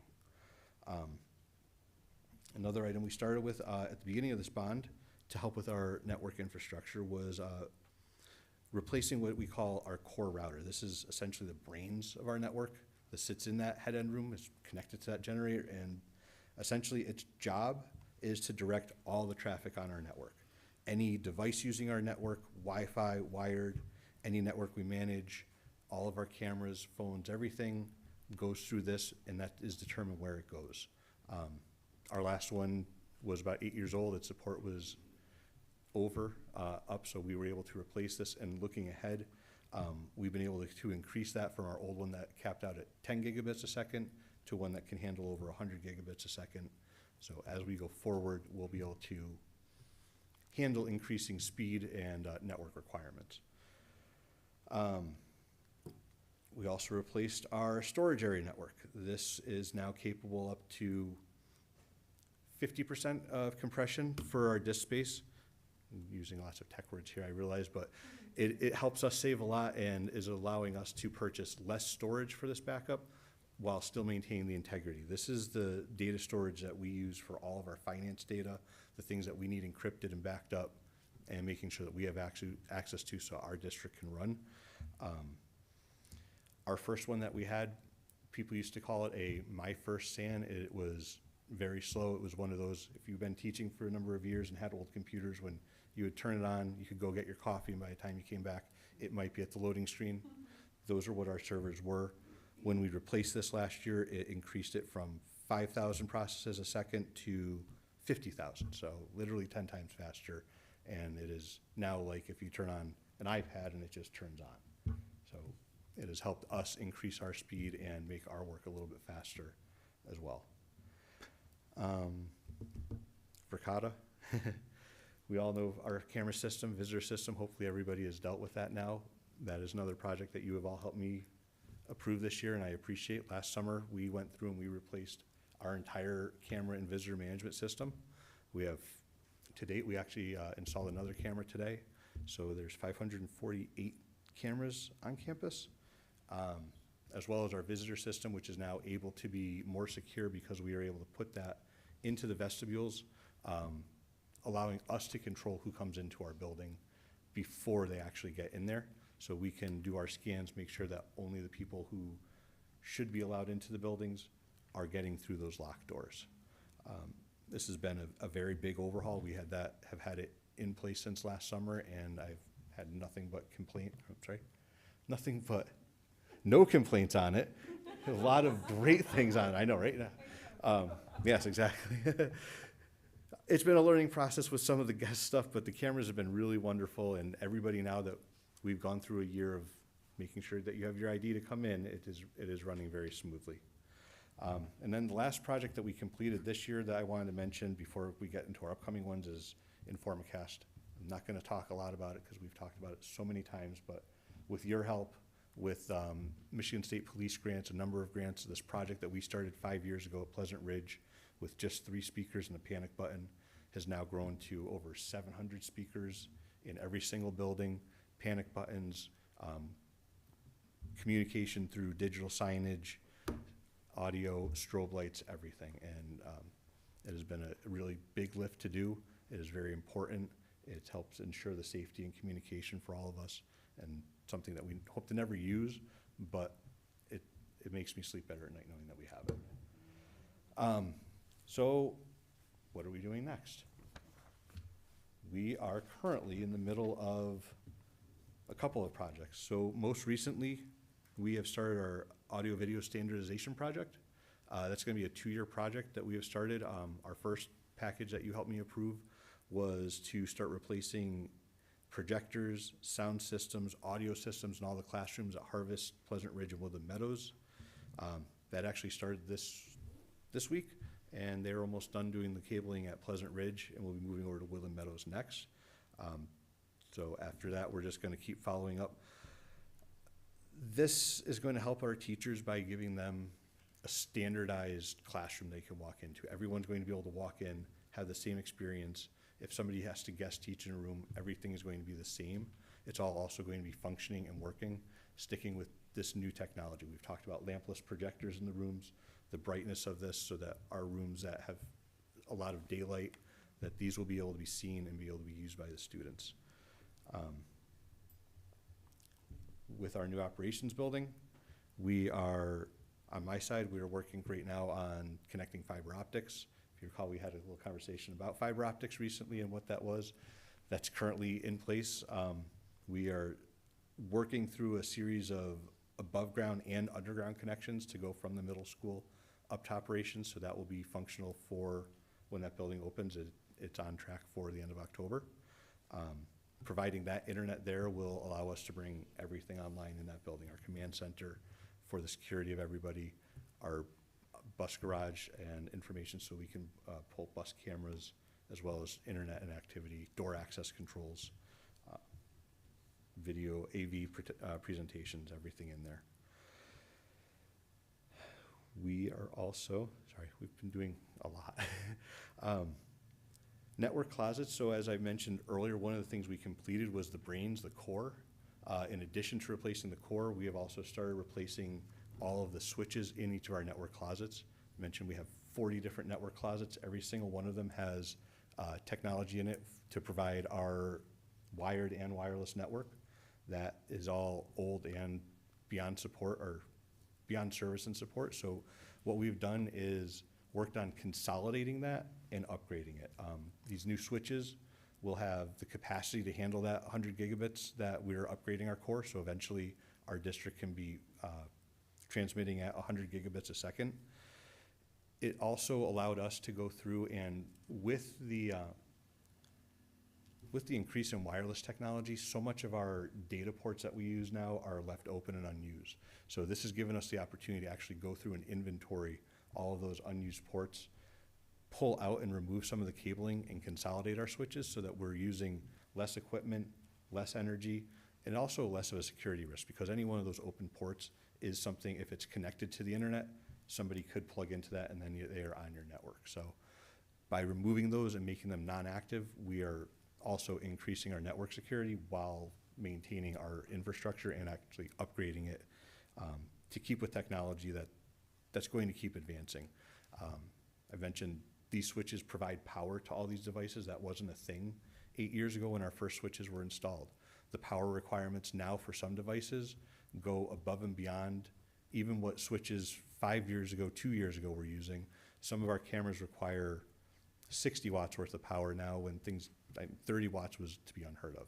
So as we are moving to that technology, as things are moving there and requiring that, we have the infrastructure in place to be able to handle that. So as we upgrade with other projects in the year, we're already going to have that in place and be able to continue on. We're also replacing some of those Chromebooks I talked about. So managing those fleets of Chromebooks, after about 5 years or so, the batteries swell on them, keys go missing, screens get broken, and part of our bond has been to replace those at a testing fleet at a time. We do have about 500 new Chromebooks to replace at the middle school this summer. They're sitting in boxes, and we're beginning that very long process. And part of that is also our responsibility of taking all the old Chromebooks that we have and finding replacement homes for them. So we're also working with recycling companies who will come out and wipe those, give them to other companies that are in need for that, reimbursing us for them based on some of that condition, so helping bring in some of our own revenue and helping offset some of that cost. But again, just making sure that we are responsible in getting those things to another home, so that, you know, a lot of them go to other districts that can't necessarily afford to buy new devices, and so giving them the opportunity to at least have devices for their students is something that we really strive for. The last project that I wanted to mention is one that you all just approved for me at our last meeting. It is our copy machines. I will actually happily say that these notes I printed were on one of those copy machines in the high school. We've already had at least 2 of our trucks arrive with copy machines, and if you were to look in the high school media center right now, it would look like a factory. There are just lines and lines of copy machines and parts getting ready to go. We are in the process of configuring them, getting them installed, and within the next 2 to 3 weeks, those are all going to be here. So we are moving really fast on that project, and it is one I'm very excited for. I want it to be here before our teachers get back, and so they can all enjoy it. I will say I have already had a couple of staff employees use the new copy machine without any of my instruction on how to use it. They did it just fine, so I'm confident that these are going to work just great. So what's upcoming? We have more to do. With our AV project, we have the other 4 buildings coming up this next summer. So Heritage Middle School, High School, and Liberty, we are going to be starting another bid coming this September to get that project going. Continuing the same standardization, trying to get the same look and feel in every classroom, so that from kindergarten all the way up through 12th grade, if you are teaching in any classroom, you can have the same experience, to make it something that's easy, usable for everybody, and then we can work to help on any of the little perks that we like to add to help enhance the classrooms. Once all of our switches are in place and we've had enough time throughout the year to sort of see where everything lies, our next plan is to then go through and replace some of this data cabling. Some of the cabling in our district is 20 years old. As I was talking about some of these power requirements these devices have, some of the cabling in our building, they're too old, they cannot handle that stuff. So as part of our bond project, we have identified those areas where we will be going through and cutting out the cabling and running new wires and getting everything up so that it can handle speeds for the next 10 years. Then the last piece of that is we also have all the technology that is coming into the high school and the operations. Operations is coming along. It's ready to go in October. We'll be moving stuff in, getting everything ready as they're ready for us. We've been starting to talk about a lot of designs for the additions at the high school and AV, access controls, cameras, security, Wi-Fi, sound systems, you name it, we're going to be a part of it. So a lot of stuff coming down the road, a lot of stuff we've done, a lot of stuff we are doing, and we just are going to continue serving everybody. That's it from me. Do you guys have any questions? Well, if I could start, I just want to, first of all, thank you for your focus on managing the costs, reducing power, and increasing safety. I appreciate that. Couple technical questions. The operations center, are we doing buried cable, or is it line of sight, or what's? It's a mixture of both. So DTE actually is the real determining factor on that because they own the telephone poles, and they are the ones to tell us if there's too much on them, if we have to do something underground, or if they'll let us actually mount our cabling on their poles. And so we're kind of in a back and forth period right now to determine how many they're letting us use and how many we have to build another pathway. It was tricky to go under the train tracks too, but we are avoiding the train track. Good for you. At all costs. I also want to ask a quick question. Thank you very much for that. I wanted to ask about the InformaCast glitch that we had when the power went out and came back on. Has that been resolved? Yes. Okay. So that was more of a one-time because we were resetting the controller at that particular building when that went off and on. Oh, that okay. has been completely removed, and I have been verifying that one for the past year and a half. And are we still at about like 10% Chromebooks held in abeyance, so to speak, for breakage? Or is that number gone down? It has gone down. We started with about that, it's been a couple of years since we have replaced that number, so we do still maintain devices for breakage. We maintain devices for those who are in financial need. Sure.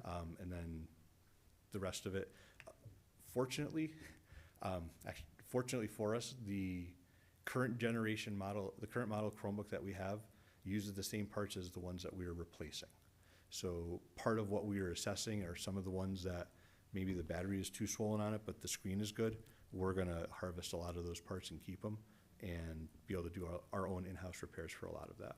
Excellent. And the very last thing was that with the increased turn-on speed, you said you used to be able to get a cup of coffee, so now your coffee consumption has been reduced?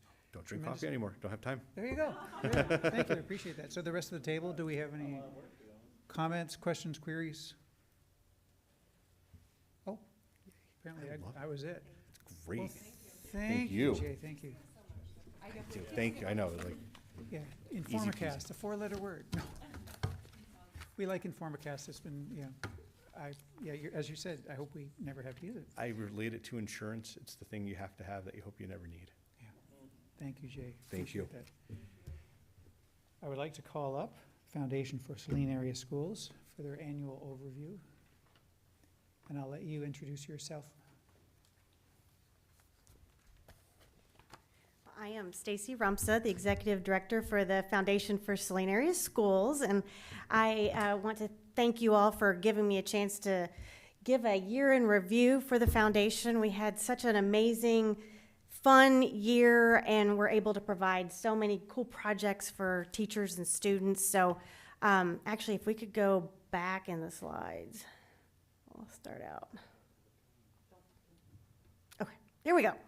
So I would like to thank this group, our excellent Board of Trustees and the Executive Committee and our district reps who always show up at our trustee meetings once a month to provide updates. And then our 2 student reps that we had this year, Sarah Youssef and Grace Oberski. It's an amazing team. We have a lot of fun together. And then moving on to financials, our net donations from July 1st of 2023 to May 31st, 2024, we brought in $207,000. So just to give you a breakdown of the year, our sponsorships, which include cash and in-kind sponsorships, came to $72,500. So you'll see $48,600 was in cash and $23,900 was in kind sponsorships. The one thing that we always start off at the beginning of the year is our annual employee campaign, and that brought in $9,000. And then we have our free fall luncheon that we do every year, and that brought in $41,000. Our Giving Tuesday campaign brought in $5,000. Our year-end appeal letter that we always do at the end of the year brought in $18,000. Blue Jeans and Bling, it netted $56,100. And then our 3rd annual Superintendent Circle Dinner brought in $20,000, and general donations came out to $9,300.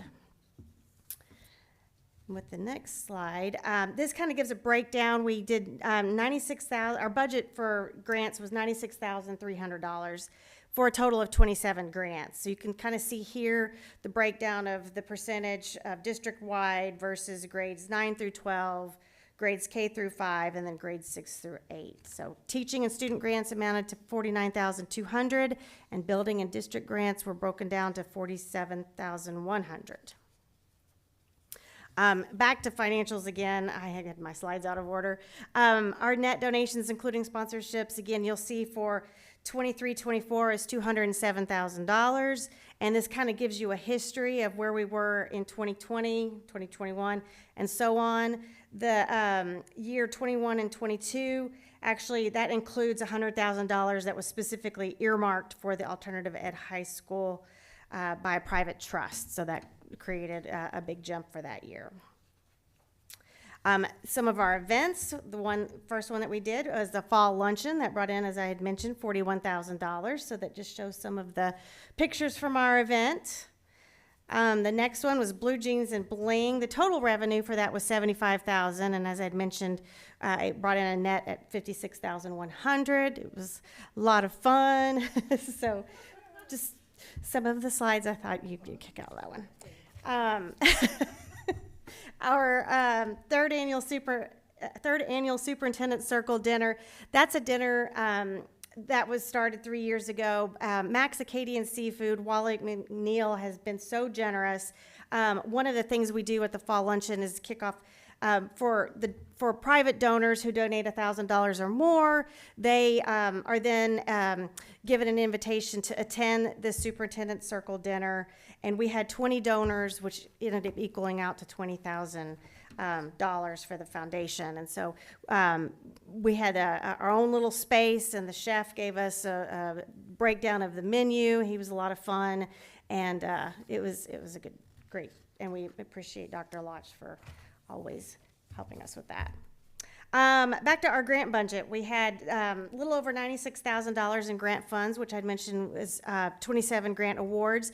These are just some fun pictures. Some of the ones that we touched on, marine biology, astronomy, iLab, and Spanish. That's just a drop in the bucket, obviously, out of the 27 that we had. We also did a presentation of grant awards, so I had a lot of fun popping around to all the different buildings and providing the wonderful teachers and staff their grant certificates. And as you can see in some of those pictures, we have some students because we had a couple of student-led grants for the robotics team. So, yeah. This grant was particularly fun because I actually got to see a grant in action. This grant was called the Rube Goldberg Using Hot Wheels Track for Energy Collisions and Conversions, and this was for 4th grade. Meg Phillips, Aaron Gregory, and Caitlin Gasparovich were the grant writers for this. They had a very well-organized afternoon with all of the fourth grade classes where we got to hop around and get to see the students working on these projects. And it was a lot of fun. I mean, and they were such good sports. They understood that maybe if their project didn't go as planned, there was always room for improvement. And so then they would collaborate and figure out what they needed to do to get it to work. So that was a blast. And as I had mentioned, it was really cool to get to see one of these grants in action. And then a big thank you to all of our sponsors that you see here. We really couldn't do this without our sponsors and our donors, everyone, but I really appreciate everything that these folks do to be able to provide the budget for the grant process. And then looking into the next school year, already have a few new ones lined up. Cottage Inn Pizza, Mancino's, Cornerstone, Saline Oral and Facial, and Saline Optometry. So looking forward, I'm working on the sponsorship lineups right now, and we'll be doing that over the next several weeks. The next thing is for 2024, later this year, is the Foundation for Saline Area Schools Hall of Fame. These are our inductees. The event is going to take place on a Friday, just one night only this year. We're going to try that out, October the 11th. And you could see our inductees here, Ray Larned, Mary Larned. They were distinguished educators. Brian Wara is a distinguished alumni, author and a poet. Robbie Felton is a distinguished alumni. He was on the 30 under 30 Forbes list. Greg DeGrand, big sports athlete, I mean, lettered in so many different things, as well as was in the wind ensemble and has continued on into working for the police department in Canton in numerous roles. So he was a distinguished alumni. And then Lila Howard and Norma Freeman, also distinguished educators. So we will be honoring them on October the 11th. Our new, well, not one is new, our student representatives for 2024-2025, Grace Oberski is going to be our senior representative, formerly our junior, and then Bryce Nadig is going to be our junior representative for this year. So we're looking forward to that, and we have a big thank you to Sarah Youssef, who happens to actually be here tonight. Yeah. She was an excellent student ambassador for the foundation, and we are wishing her all the best as she moves on to the next chapter in her education at the University of Michigan. So, mark your calendars. So for our alumni banquet that's coming up on June the 21st, it's going to be at Saline Middle School at 5:30. But before that, we have a crew who has been working on the alumni archives just right outside of this room, spending a lot of time in old memorabilia and yearbooks and all that. They're going to have an open house from 1 to 4 the same day as the banquet, so that'll obviously be here. We have our alumni golf outing coming up on July the 15th. This is the second annual one at Brookside at 8 o'clock in the morning. We'll be participating in Saline Summerfest again. I forgot to change the date. Hall of Fame is actually October the 11th. That was just changed officially as of yesterday. And then we have our fall fundraiser that will be here at Liberty on October the 30th at noon. And that's it. Thank you. Any questions? Are there any questions from the rest of the table? I have a couple comments and one question. Okay. Stacey, thank you so much for the entire presentation, but really the balance of the grants between all of our buildings and age groups. I think that was very intentional, and appreciate you serving all students. Mm-hmm. I know the foundation is always thinking about things that they can do to keep it fresh. Mm-hmm. So, and there were recent surveys. Do you have any comments on ideas you have in the coming academic year for things that you might do a little differently to Yes, benefit the community? these are tentative right now. But we're looking to do some more family-oriented events to educate all of the younger families as to what the foundation is and what we do, because not all of the younger families are aware of that, and to bring in that next group of young families.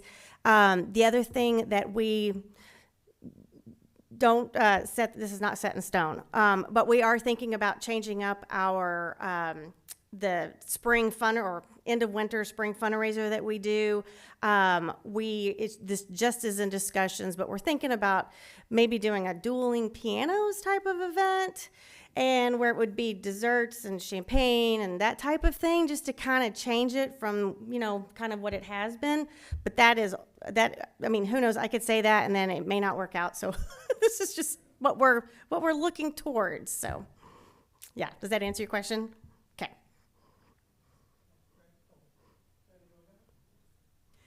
I was also noting, as Vice President Stebbin noted, a variety of grants and the impact to students across, the continuum of students that we serve.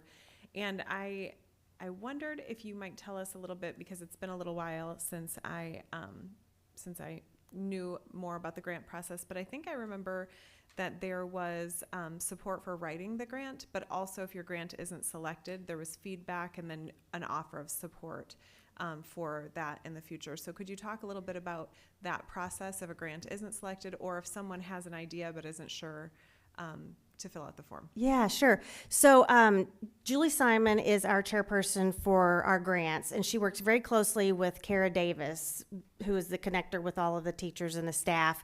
And there's a grant window where it's usually the beginning of October. Teachers, staff, students can submit their grants online, and then there is the review process with a smaller committee.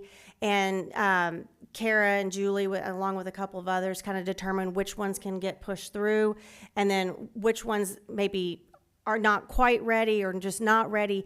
We do have some building ambassadors that these teachers and staff can kind of go to, so that they can have support in terms of how to write it, because I feel like sometimes just the thought, or it's just it's looked at as a daunting process just to submit a grant. And we try to make it absolutely as easy as possible, because we don't want to, scare anybody off. We want those grants coming in.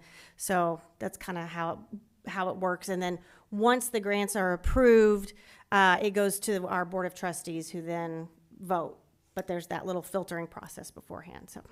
No, I think that's great, because I do think the first time someone goes through the process, after you go through it, it feels more manageable, but at first it's a little daunting. Yeah.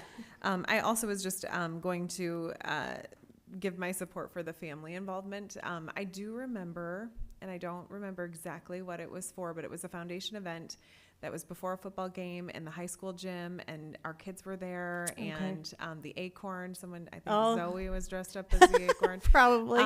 Anyway, it made an impression on our kids, who are now alumni, and look back fondly on the impact that the foundation had on their school experience. So I think that inviting families to be a part of some events and helping them to see the ways that the foundation supports schools is really a great idea. Yeah, that's one of our goals for this coming year, is to put more emphasis on that. Yeah. It did show up at the kindergarten open houses. Greg Gerby. All right. First of all, Stacy, I want to thank you for your commitment to the foundation as the director, and all your team, everybody's with you, and all of that. And I want to thank you, Sarah, again. Okay. Congratulations and good luck at the University of Michigan. And so a couple of things. Number one, from an educator perspective, I want you to know, number one, I am sure that when you are walking through the door that you are very welcomed, and everybody's very excited to see you. And one of the things that I want to talk about is that, I noted that we support all kinds of different kinds of programs and different buildings and all of that. But these are things that also allow teachers to be innovative and to try things and to say, like, I want to inject this into my classroom, but it just doesn't fit within our building budget. And so I want to try this in marine biology. I want to try this in Spanish. And so I want to make sure that I give appreciation to the fact that like these really are ways in which we can push on boundaries and do things that we otherwise wouldn't be able to do. Yeah, right? And exactly. so I want to say that out loud. Now, my one question that I have for you is you said that you guys had a $96,000 budget for grants. How do you set that budget? Like, how do you come to the determination? Do you do it based on grants you've received? Do you do it based on overall finance? Our treasurer works, he has a formula that he puts together, and it depends. We do what's called an upfront, or what I call an upfront sponsorship. That's from back in my cable days.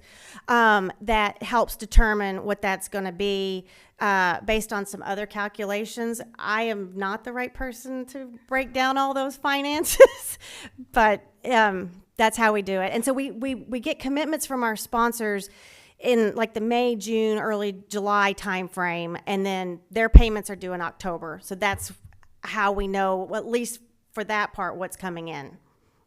And I guess I want to give a shout out to Tom Costigan who does that, right? Yes, exactly. So there you go. Yeah, Thank you. he's great. Was there anything else from the rest of the board? Well, no, well, then let me thank you very much for all of your efforts. And I know the teachers appreciate it. I appreciate it. We all appreciate it. Thank you so much. Thank you. I have had a request for a bio break since some of us have been meeting since 5 o'clock, and it might be time. So if we could, without objection, take a quick recess and be back at about 3 minutes after 8 to resume, give or take. Thank you so much. I appreciate it.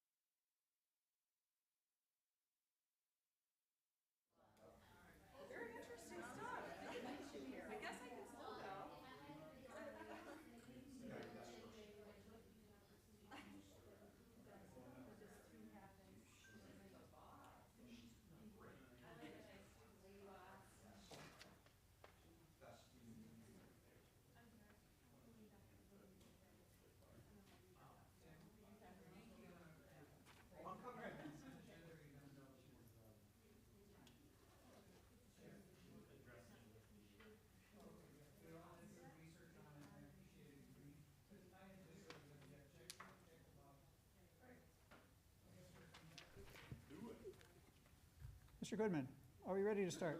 We're ready to go. Thank you very much. We have thank you for your patience, folks. We have 3 discussion items ahead of us. I would like to welcome Jenny Miller, Chair of the Board Policy Committee. And thank you very much. We postponed for 2 weeks the last report, and I appreciate your flexibility on that. Thank you. Okay, sorry, everything happening at once. So I wanted to take us back to May 28th. That was the last policy meeting. And at that meeting, we discussed a number of things, including a couple of policies that you're going to see that we're going to discuss in just a moment tonight. But also, we discussed some items that are on the consent agenda. And so I wanted to address those items first, the items that are going to be on tonight's consent agenda. So I did send to the board a memo giving an abbreviation of the changes that were being made and why they were being made, along with the documents that you see in the board packet that show the changes. So the first that you'll see on the consent agenda tonight, let me just turn. I just want to make sure, since they're on the consent agenda and we didn't have a board policy update, that everyone is familiar, in addition to the memo that was sent. So first is evaluation of the superintendent. You may recall that there have been some changes related to evaluation of all school employees, and also some items we're going to talk about later have changed. They used to be prohibitive bargaining topics, but now they're not. So we've been undergoing some changes really since February. The discussion started on those here as a result of changes at the state level. So you'll see that policy 1240 is changes to the evaluation. So it mirrors the policy that we talked about earlier. We talked about 2, pertaining to admin and pertaining to sorry, let me take a deep breath. Okay. There is a policy that we explored earlier this year pertaining to admin and professional staff. So basically what has happened at the state level is that the rating system is going from a 4-point scale to a 3-point scale. So there is no longer going to be a rating for educators that is highly effective. There will be effective, minimally effective, and ineffective. So it'll be a 3-point scale now. We already talked about that earlier this year regarding administrators and professional staff. This is mirroring that for the superintendent. The law takes effect July 1st, so that's why it's coming to you today in the consent agenda. Okay, next. Oh, and also I should note too that MASB is also providing tools for us to realign our evaluation tools to accommodate that change in going to the 3-part or 3-tier evaluation system. Okay, the biggest piece that I wanted to address today, and Tim and I had a chance to talk about this, Michael and I have had a chance to talk about this further, so I want to invite them to chime in if they'd like to, but there is a set of policies that are on the consent agenda that are in response to the legislature repealing portions of the State School Aid Act. So I want to say 2 things about this. So the first thing is, it is merely a coincidence that this is happening in the same week that the SEAB presented their curriculum. This has nothing to do with that. This is in response to the state legislature repealing those portions of the School Aid Act. Nothing to do with the fact that we talked about the Sex Ed Advisory Board last night. So that first, I wanted to say, the repeal removes a provision that in previous policies, there has been a reference to required discipline for a staff member who would provide information regarding abortion to a student. And because the School Aid Act has repealed that, I want to just state a couple of things. First, the discipline that was mentioned in the policy was very vague and unclear, making it really difficult for any legal action to actually occur or discipline to actually occur. And so when that was being reviewed by legal teams, they catch those things that say, oh, this is not enforceable. So that was the first thing. The second thing that I want to say is that this is being repealed, and I understand that this is a topic that some might have some strong feelings about. So I want to say a couple of things. First, if we left this on our books, which is not advised, it is not legal. It would be in opposition to Michigan law. Therefore, it would not be able to stand in our in any sort of action in the school district. Secondly, for those who might be concerned, there are some safeguards that remain in place in the state of Michigan. So the first is that if a minor were to seek an abortion in the state of Michigan, they are required to have guardian consent, parental or guardian consent. If they do not have parental or guardian consent, they can appeal or petition the court, and a judge can make a determination that would allow for that course of action. So even though our law has changed and therefore our policies are changing, I do want to just mention that those are some safeguards that the state still has in place for anyone who might be concerned. So that is on the consent agenda tonight, to be in compliance with current law. I don't know if Michael or Tim want to say anything else about that? Well, that's all I wanted to do is, I know it changed based on state law changing, so that's why we have it in the consent agenda.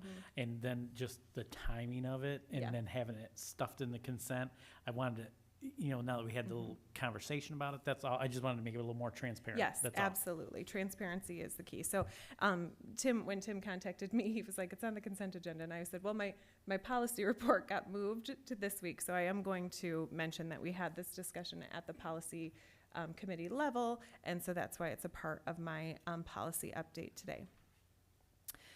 So those are the items that, yes.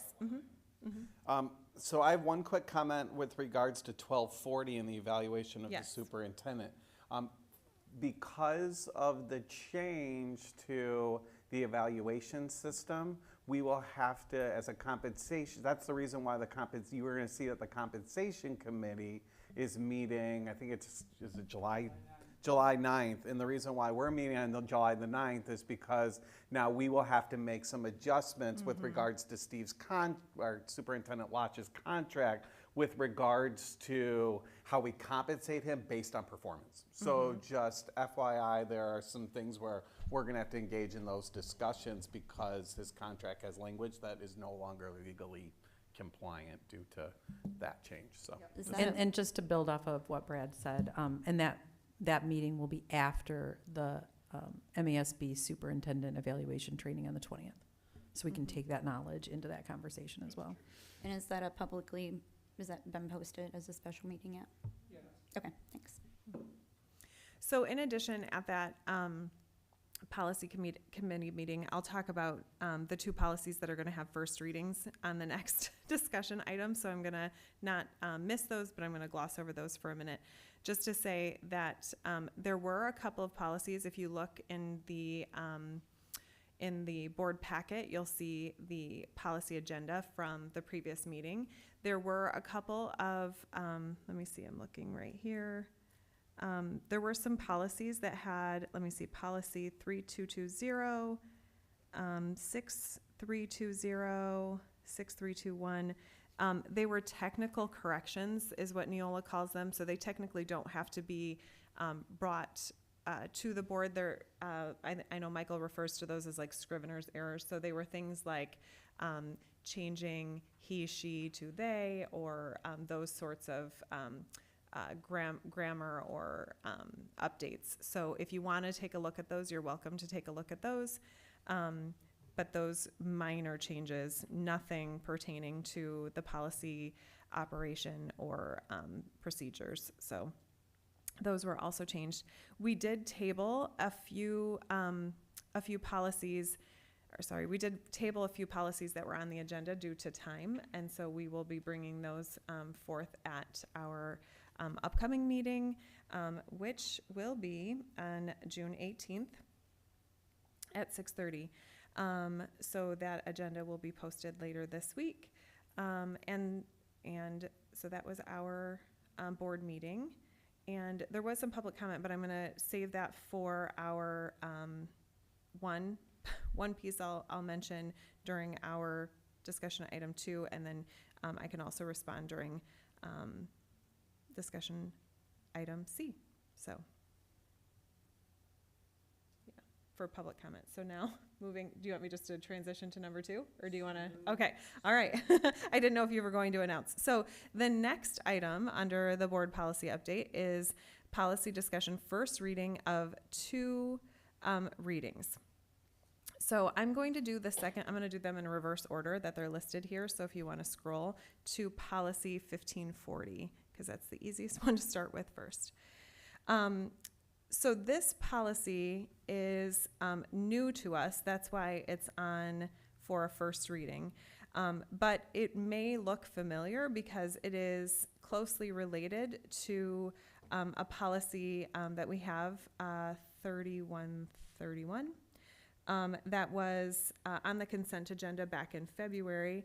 It was a change. That policy has been on our books, and it was changed due to the para-law changes that we just talked about with superintendent evaluations.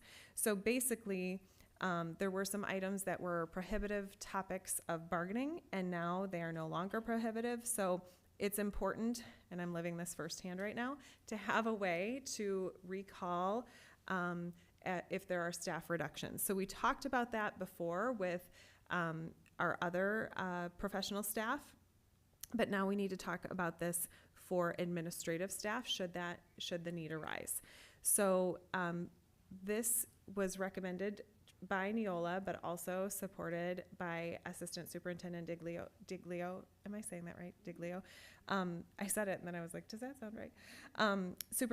Assistant Superintendent Diglio, that it is important that we have these policies should the need occur. And I'm saying this because I just said that I'm living this firsthand.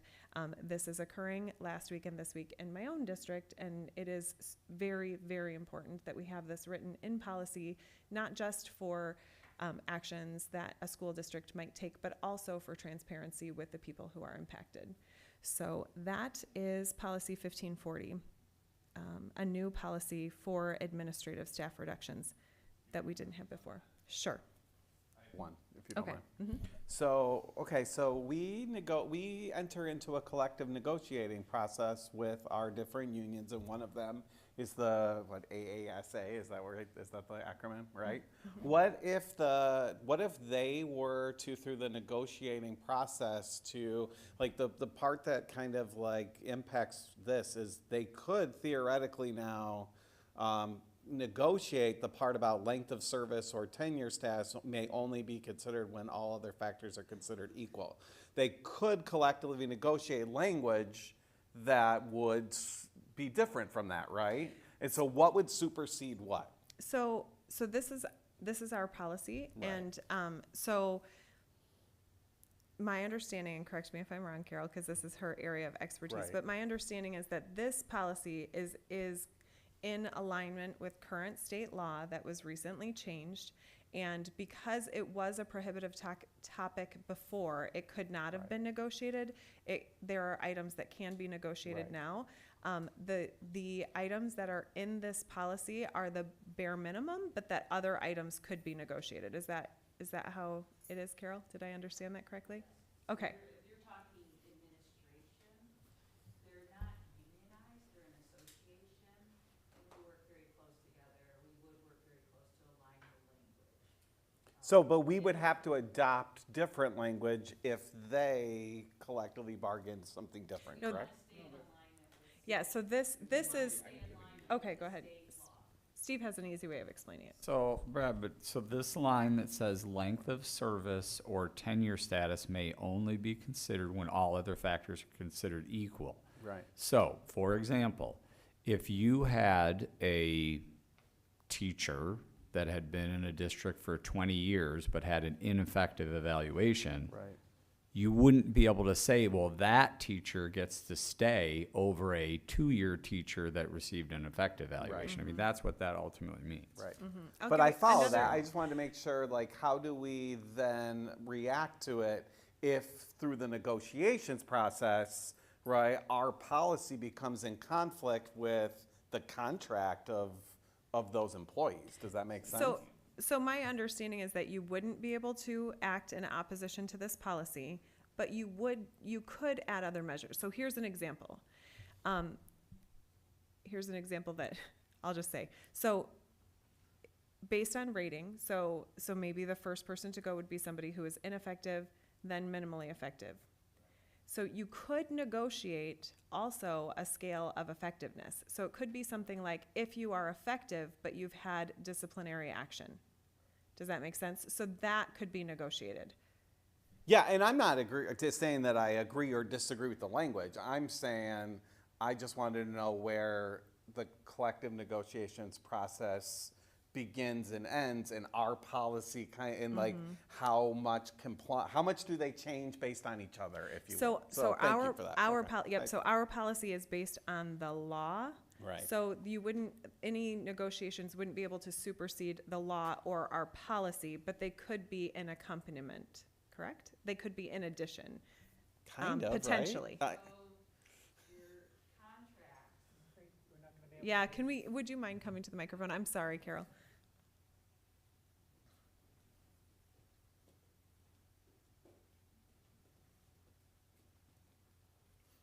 So the state has been very specific about timelines on purpose. So they're trying to encourage people to get these, even if you're not in a contract year, even if your contracts are not expiring, they want bargaining groups to demand a bargain to kind of clear this up.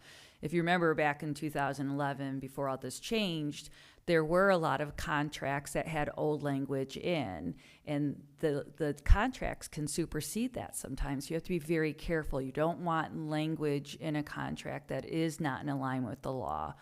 So the contracts are the contracts, and sometimes what they did last time is grandfathered the contracts until your contract opened, and then you negotiated those out. So it is tedious, and you have to be very careful about it.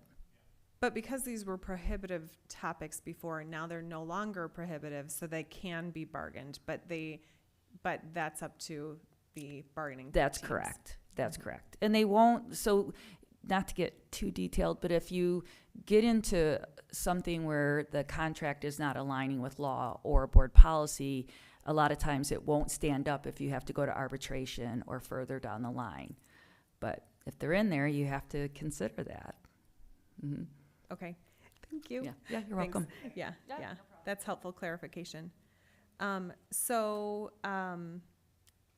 You've noted the changes with evaluations for all of our staff, and then for now reductions and recalls. So that is what that is related to. And so there is no red and green on it because it is a new to us policy, even though it might look familiar because you've seen it before. Okay, so now we're going to back up to dress and grooming. Dress and grooming. So let me just say, this has lived a long life, right? So this policy, well, you got the items in the packet, but I also sent clarification. I want to make sure that everybody understands because this policy has been on committee table for multiple years. So I want to just take us back for transparency for anyone who might be listening and is interested. This is a new policy for our district. However, Neola has had this policy since 2009, and it was revised in 2022. And when it was revised in 2022, it was recommended that we consider this for our Neola policies. So over the last couple of years, there have been some discussions on this and some iterations of the policy drafts. And one of the things that I just want to make very, very clear, and I also think that it's important that the body of this board understands that moving forward, any draft language that is being proposed needs to go through Betty so that it's not lost in individual Google Drives. So if you are working on revisions to a policy, I would ask that you send it to me and to Betty so basically, let me back up. So if a trustee wants to have a board revised or a policy revised or a new policy considered, any of you can do that. You can make a motion or suggest consideration for the policy committee. When that happens, if you have drafted language, which is usually what we ask, please submit drafted language so that we have something to work with. I would like for you to send it to the best practices would be that you would send it to the policy chair and to Betty so that it is all contained in a way that is historically saved for the next policy committees, if that makes sense, because we've had multiple versions of this policy floating around. So with that said, the current policy committee looked at several versions of this policy. We also reviewed the recommendations from Neola and discussions from previous policy committee meetings and recommendations from the DEIAC. I want to note, this is where I was going to bring up the public comment from the last meeting. I want to note that there was one recommendation from the DEIAC which could be a part of the policy, but upon looking at this particular policy, let me pull it up.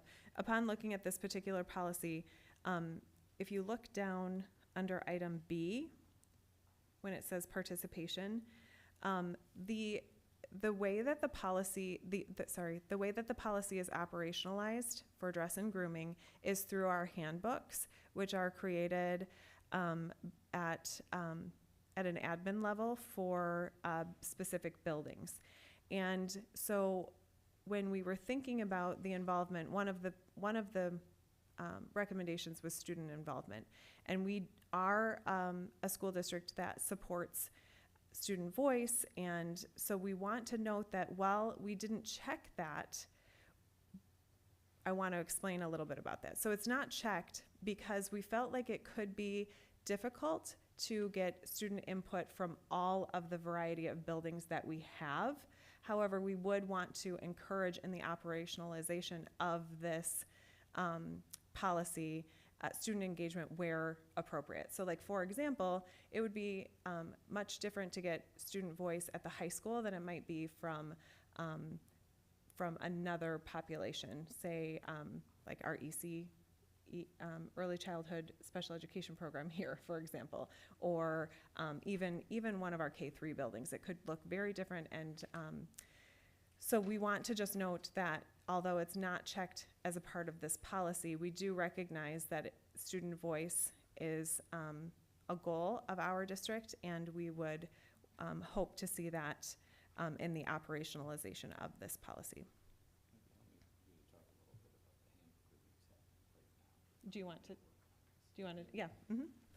So as it relates to the handbook review, that is actually happening right now, where the administrators are meeting and looking at the handbook, and they're looking at this potential updated policy to make sure that their language they use in there is really amplifying D on here. And D says ensure that all administrative guidelines impose only minimum and necessary restrictions on the exercise of students' taste and individuality, meaning they're going to work towards not having all these undue restrictions, and that will be reflective in the handbook. Mm-hmm. We want it to be the least prohibitive possible. Really, the only time that, the only thing that, as you read through it, and perhaps you have some comments about this, but it really is when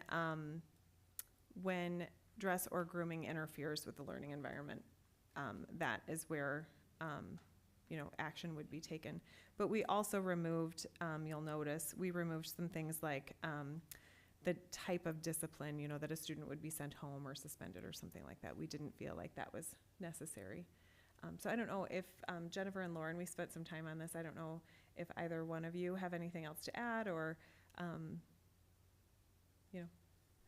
I would echo that. I think my thoughts on this is for there to be sort of minimal restrictions outside of distraction, but respectfully to the DEI committee, those restrictions that are set, much like when you go to a job or all the other things that our kids are going to learn to do in life, you don't necessarily, when you start a job, get any input on the dress code. And I just think there'll be too many cooks in the kitchen, and the teachers will have the best idea of what is distracting, and I'm glad they're seeking student input at that point. But this policy has been worked and reworked and discussed many times, and I think adding more opinions on what the dress code should be versus just letting the people who are running the schools run the dress code makes the most sense to me. And I think there's other ways to seek that, and certainly if we're having just fewer pieces of input altogether on what kids are wearing, that would be the goal. Just because I think it ends up being a lot of work for everyone. It's disruptive to students. Parents get called in because somebody's shoulder is showing, and it's usually, and it just ends up being not really what they're there to learn. But to the degree that there is a limited dress code, I think it's probably fine for the administrators to come up with something. And if we hear that it's not being applied in that way, or there's feedback from students after they start, then I would love to hear it. We also, just to build on what Trustee Gold was saying, we did include references to policy 0145, discriminatory harassment, and policy 1662, anti-harassment. So, some of the things that maybe traditionally or historically had been concerns over dress code should be also addressed in those items.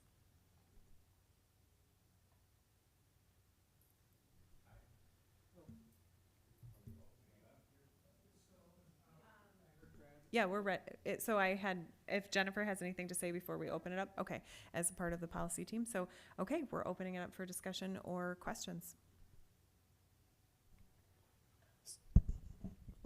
Yes? You can go either direction.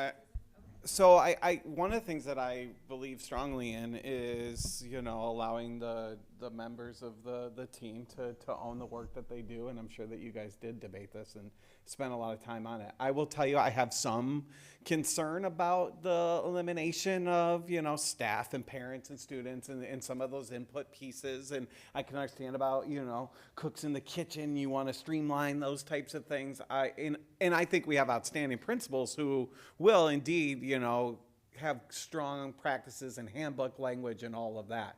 But I also would want to reiterate and say out to the public that, we also have mechanisms for feedback, right? And for ways for those things to come to us. And so I'm inclined to support this as it's written. However, I would want our community partners to understand that we are still always evolving and changing and engaging in discussion. And if we did need to invite and include more of that participation, then I would welcome that feedback. So that's all.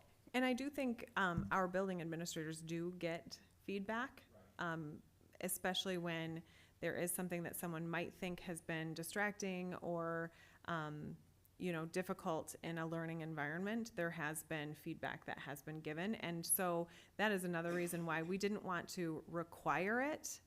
But it is always invited. We have lots of mechanisms through our administrator email and even to the Let's Talk. Like, there are lots of ways for people to give feedback, but it's not required. We know that students are also constantly giving feedback, especially at the upper levels. That's why I agree with that. That's why I said I'm inclined to support the committee and support the work that you've done here. But just, I wanted to reiterate that we're always listening.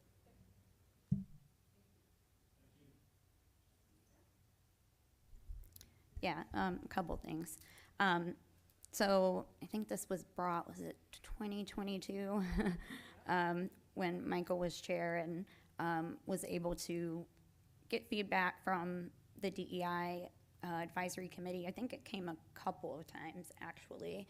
And so, so since we're bringing up, so specifically the invite participation of, which is what it reads, options, staff, parents, students, in the preparation of a dress code which may specify prescribed dress and grooming practices. Oh, I don't know if that's part of it. Okay, sorry, I'm like trying to read underneath the crossed. So what it says the superintendent shall develop administrative guidelines to implement this policy, which designate the principal as the arbiter of student dress and grooming at the building level.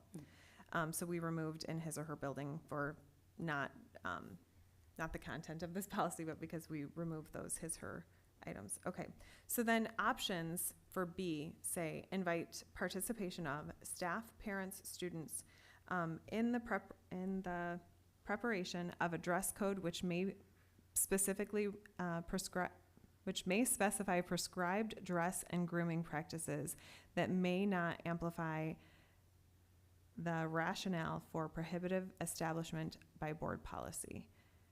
So that has been removed.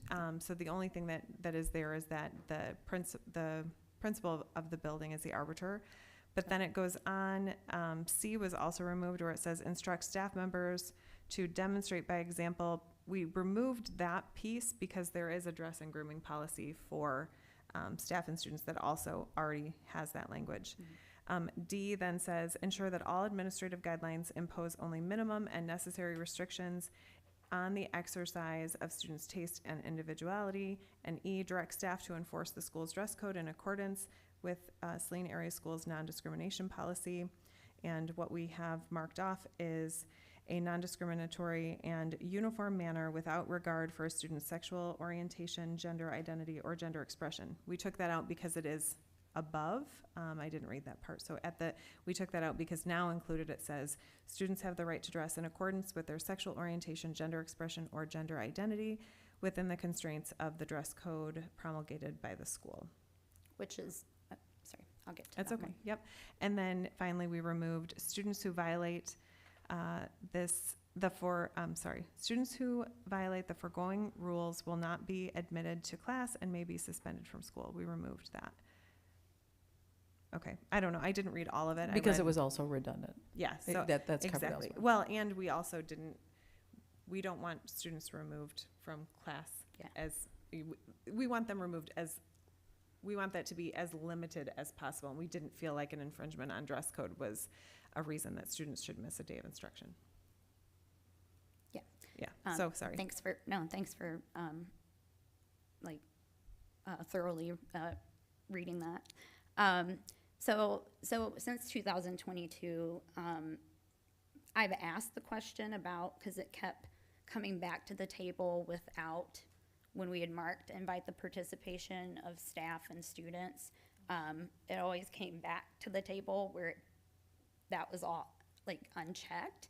And I've never heard any sort of reason as to why that was happening. So thanks after 2 years. Hearing why that would be the case. Because, I think every time when it did come to committee, it was like, okay, let's check this, right? I think I think the way it reads, inviting the participation of, does not mean that, that they're writing it, right? I know when I first got on the board, I believe, or maybe it was when I was attending meetings prior to being elected, there was a group of students at the high school, and they created a gender equity club. And so I know the dress code came up. I know I've heard from teachers and staff who have talked about the dress code and wanting having input into that. I also know the DEI advisory committee that there in the past has been talk about when they were reviewing this, they had tons of ideas and comments, and I think it was more like this could come back to the DEIAC, right? So I think even with inviting the participation of, we have staff, we have parents, we have students in the DEIAC. And I don't know if we still have a gender equity club, but I think it's a way of the people who are being impacted by it or having to implement it would want to have possibly some input, participation in helping with that. I don't think that's not necessarily going to happen every year, but I don't see why we would, if that's from Neola as options, why we wouldn't choose that. So that's one thing. Sure. I think that one of the things that our policy team has kind of been looking at is reducing the reducing the specificity of a lot of these policies in that realm. Like, for example, I'll just say for this particular piece, we feel like input is frequently asked for and accepted. So we didn't feel like it was necessary to include it here. So that's the reason. We weren't saying that they shouldn't take input from students or parents. We also aren't saying that the DEIC shouldn't continue to be involved in this. We just were saying that because there are other mechanisms that would invite input and feedback, that it wasn't necessary here. And also, we felt like while there may be an overabundance of feedback and participation at an upper level, there might not be as much at the lower level, and so it might make it more difficult to create the handbooks with that in mind. So not saying that we're not taking the feedback, but just removing it from this particular policy and just making it known that all feedback and ideas are respected and received. But we don't accept all feedback, because that's exactly the feedback was to have that staff and parent student participation from the DEIAC. So I'm not saying that this is specifically DEIAC. I see this as you can do a little survey or go in and talk to a student group that focuses on gender and equity. And that could be specified in the operational, because it does talk about administrative guidelines, and that's coming up in another topic. It is, so that would be helpful. Yep. Yeah. Sure. Go ahead, and then I'll. I don't want to interrupt, but no. I mean, when we seek student and parent input, there's not only the DEIC student and parent input. So we could just as easily get student and parent input that says that girls should be covered from their whole body should be covered, and anything else is a distraction to their sons. And which input are we going to take? That's why it's really poorly written. It's like, you should seek input. What kind of input? Whose input do you listen to? Yeah. Participation. It's not, I mean, they can seek input, but you might get I just feel like it's kind of silly, because if you ask 100 people what they like to wear, you're going to get about 90 different opinions. And the whole point of the policy is to not do so much micromanaging of. So I think I was the one who felt most strongly about this, because I just feel like the policy sort of speaks for itself. If it's not interfering with your education, you can wear it.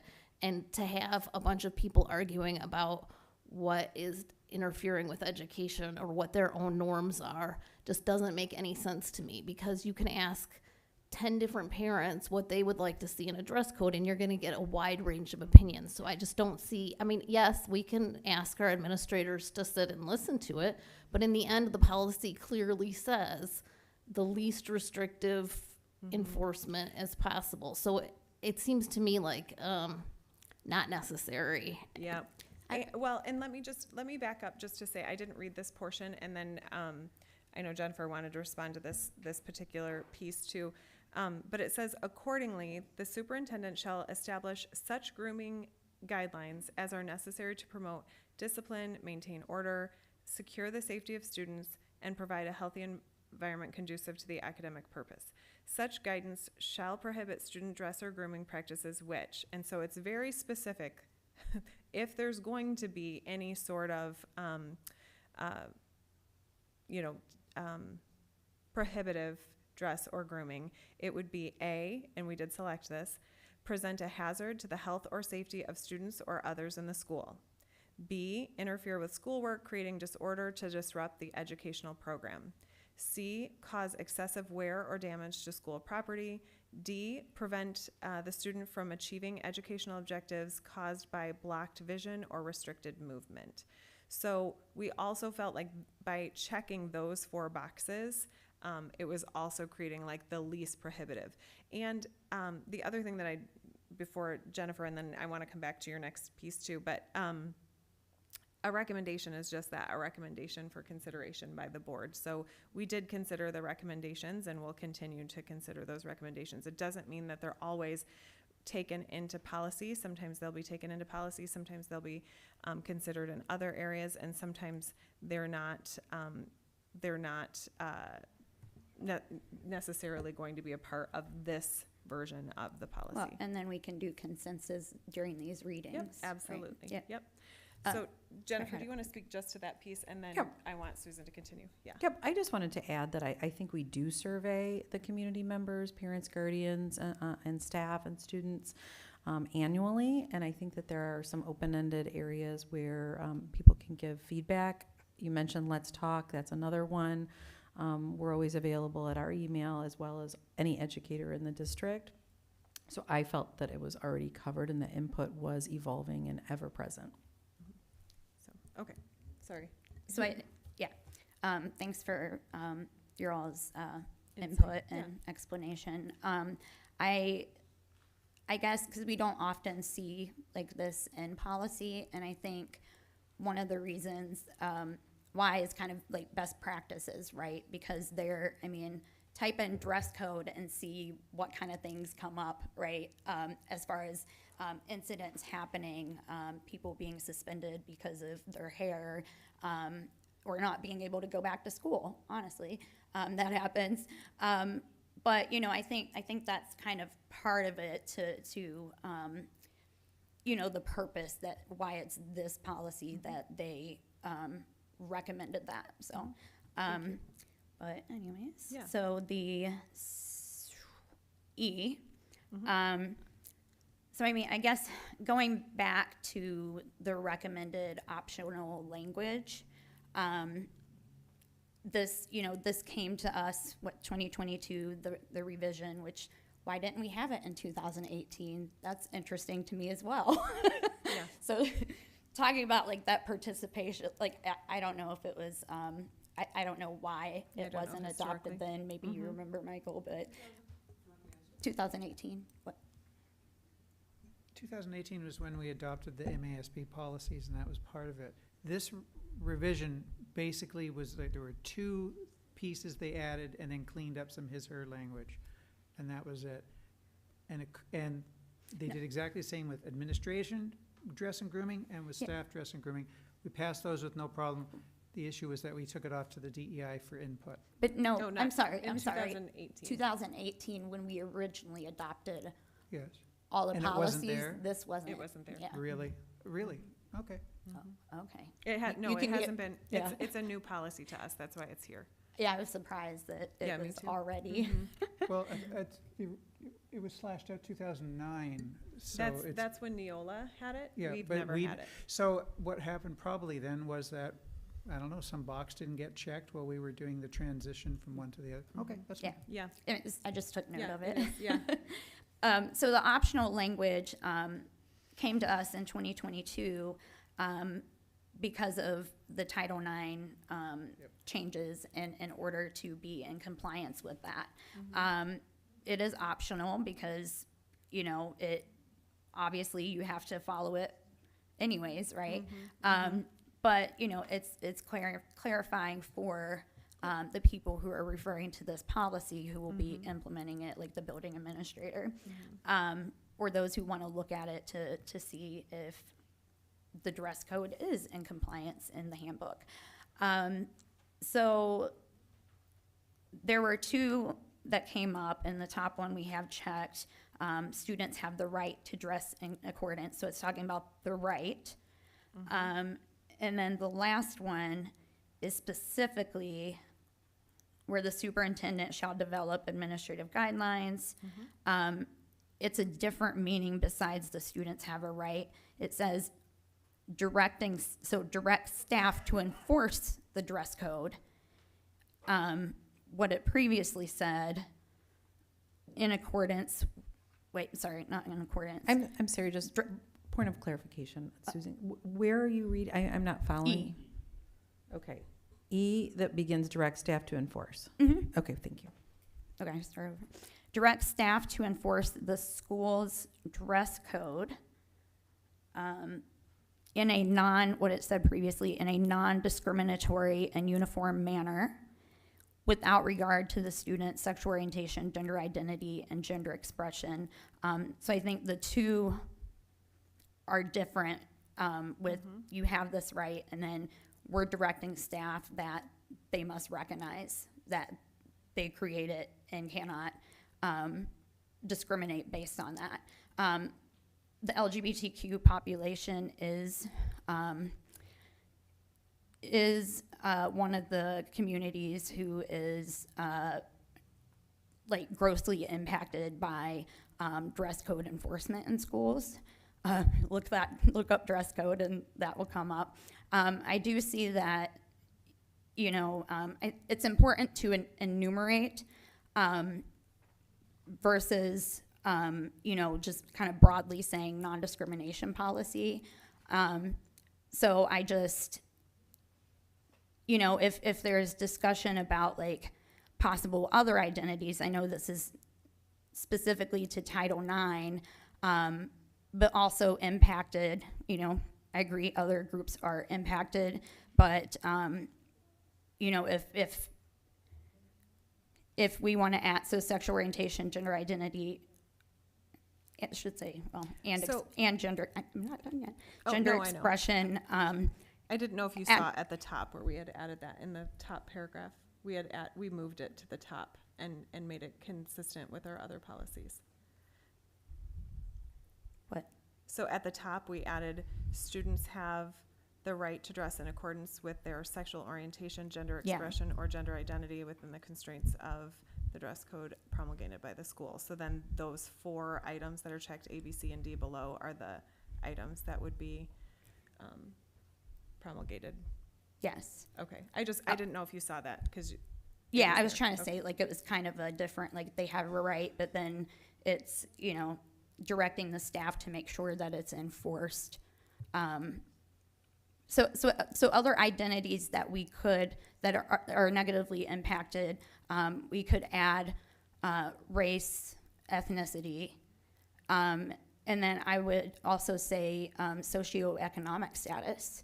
You know, I don't think that's in our non-discrimination policy, but I think maybe a good item to add. I think for the purpose of the optional language currently, it is based on the gender identity, and expression. So I just want to make sure I understand you. So at the top, and I don't know if you want, I don't know, since this is a discussion, I don't know if you would make a motion or if you just are going to make the recommendation, but would you recommend that we include, for example, race or culture at the top? Because I can also see where like the town where I grew up, a lot of students wear burqas with like, a lot of their bodies being covered, and I know like there was a time in history where that might have not been something that people would have liked to have seen. So I can see where like culture, race, those sorts of things, the things that you mentioned, could be an addition that could be helpful. I don't know. Can I offer Yeah. something? So while we were in the meeting, we actually went through all of the policies that described the protected classes and looked for consistency. And the most consistent language always referred back to our non-discrimination policy. So I'll just read it. And this is the preeminent point on our website, and that is referenced everywhere. So I don't think we're talking about rewriting the district's discrimination policy. No, yeah. It says the district does not discriminate on the basis of race, color, national origin, sex, including sexual orientation and gender identity, disability, age, religion, height, weight, marital or family status, military status, ancestry, genetic information, or any other legally protected category, collectively the protected classes, in its programs and activities, including employment opportunities. And then it directs folks to our assistant superintendent for human resources for any complaints or more information. So that's what was consistently referenced in a lot of the other policies, and with listing out some of those classifications at the top and then reinforcing with our non-discrimination policy, which rules the district, I was very comfortable having that language. We also have the transgender and non-binary students policy, which talks about dress code. So especially since it impacts the LGBTQ community negatively, and that's the purpose of the optional language because of those very specific changes with Title IX. Especially recently, I think that's the purpose, and I think it should. I think that's why we specifically called out sexual orientation, gender expression, and gender identity, because in the suggested language it says transgender or gender nonconforming, and our policies don't use transgender or gender nonconforming. We use sexual orientation, gender expression, or gender identity. So that's the purpose of that. I am not opposed to taking that statement that Jennifer just read that is a part of our non-discrimination, even though it's already referenced in here. I'm not opposed, and we can have a discussion about this if anybody is opposed, but I'm not opposed to taking all of those protected classes and placing it in here if that feels like that would be more protective of students. I think some of because it's a dress code component, doesn't necessarily apply to some of. I don't know, what when you were she reading read, them, it felt like it could. When you were reading them, it felt like it I could. think we shouldn't assume, and I think the non-discrimination policy rules the district. It's on the front page of our website. Every policy rules the district. Well, So. this is pretty forward, and I think all those delineations could affect grooming. Will you read each of them again, the protected classes again? Yeah. Race, color, national origin, sex, in parentheses, including sexual orientation and gender identity. Then new comma, disability, age, religion, height, weight, marital or family status, military status, ancestry, genetic information, or any legally protected category, collectively termed protective classes. I just felt like it was all inclusive. So, Susan, do you think would you just like the LGBT community to be specifically mentioned because you think that it allows another level of protection? Is that what you're asking for? So not only referencing the non-discrimination policy, but specifically putting in additional language in addition to the first paragraph where it has the language? I'm Well- just trying to understand. So the optional language had both, right? So this isn't just me recommending. The reason we changed the optional language was because it didn't align with the way that we referenced it in the transgender policy. So, like, that was, I think, the reasoning. I mean, if we want to put the optional language back in, it's fine. I thought that our main non-discrimination policy was actually more inclusive. I concur completely with that, right? I mean, I think that our transgender policy is covered using our non-discrimination. What if in addition to referencing the general non-discrimination policy, we referenced the transgender policy? Yes, That would thank just you. be one addition? Yep. And would still like call back to our own policies? Yeah. So let me just say, so where it says E, direct staff to enforce the school's dress code in accordance with Saline Area Schools non-discrimination policy and transgender non-binary student policy. I would be okay with that. Yeah, because I think that's an important part that's listed within that policy, so that would make sense. And dress code is mentioned in that policy, so it kind of closes the loop on those two things. And I just think that if there's an opportunity for us to provide safety and security for our transgender non-binary students, then it doesn't hurt us to add it there. So could I ask for the next steps then? You've made some modifications to this recommended policy as part of the first reading. Is this something then that you would have to go back to as a policy committee? Or is it something you would just get to Betty? I was just gonna ask, I feel like the recommendation was to consider I think there were two things to consider, but please correct me if I'm wrong. So for E, I am in support of Susan's recommendation to include for part E, and transgender non-binary student policy. Could you just add the policy number if to be Yes, consistent? yeah, it doesn't have the non-discrimination policy number there, but we could add it up above where we call out the numbers. So Betty, if we're in agreement, Betty's not here. Okay, well, when she watches it, and I'll also call attention to it, but up at the top where it says clothing may serve to deliberately intimidate is prohibited by policy 0145, discrimination, harassment, and anti-harassment. Do you think it's needed there, or just down below and we can reference E? So do you see where it says up above, it says it's in green? I was thinking that we would just include it down at E, but that we would, where it says E, direct staff to enforce the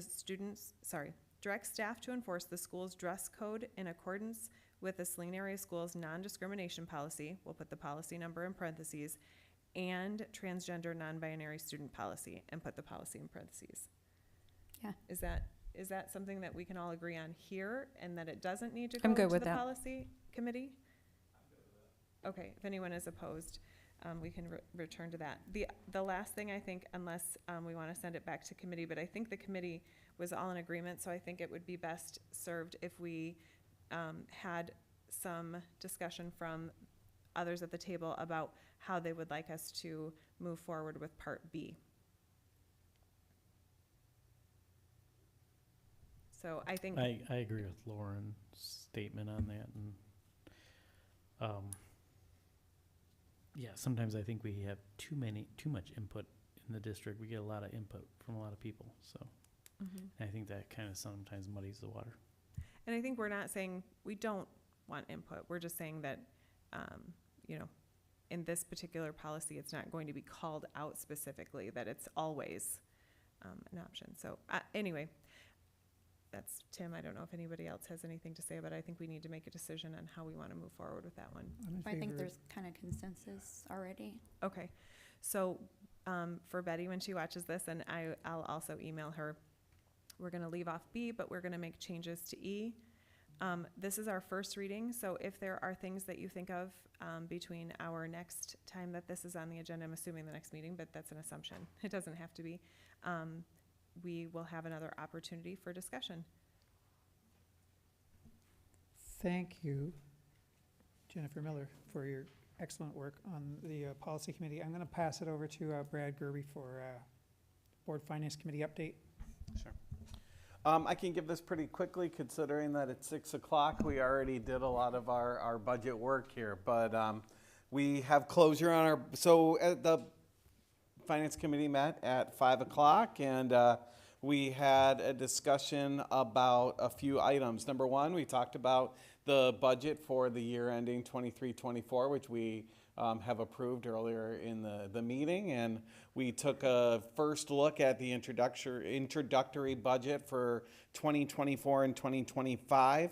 We also talked a little bit about, I believe strongly in this, like trying to leave it better than how you found it kind of idea, and so always trying to think about how can we be innovative about finance and committees. And so one of the things that Assistant Superintendent Owsley and I are looking at is finding some way to denote areas of our budget that might be areas to keep an eye on and caution. And so we would come up with some kind of, in my world, I would like her input more than mine, but on like some kind of color system where, boy, like diesel fuel went up by 32% this year. As a committee, we better keep an eye on that. Or like a couple of years ago, we saw a significant increase in heating and cooling costs and some of those kinds of things. So we're trying to come up with some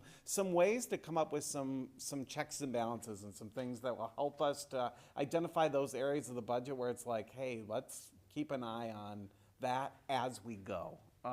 So that's kind of in the works, if you will. But we talked about a 600, you might have seen in the paper in the Detroit News and in other places that there was $24 million that was allotted to the schools through the EPA, and luckily our district was fortunate to realize $600,000 of that money for the purpose of purchasing 3 buses. So that's a big thing for Rex Clary and Tracy Mulcair and what have you, and all the people who work in transportation. I think that fits very hand in hand with our community and the support for the bond and the new transportation center and solar and all of that. But it also will help to alleviate some of that, let's be honest with you, like this technology, we're very much at the front of the line of it, and it will improve, it will get better.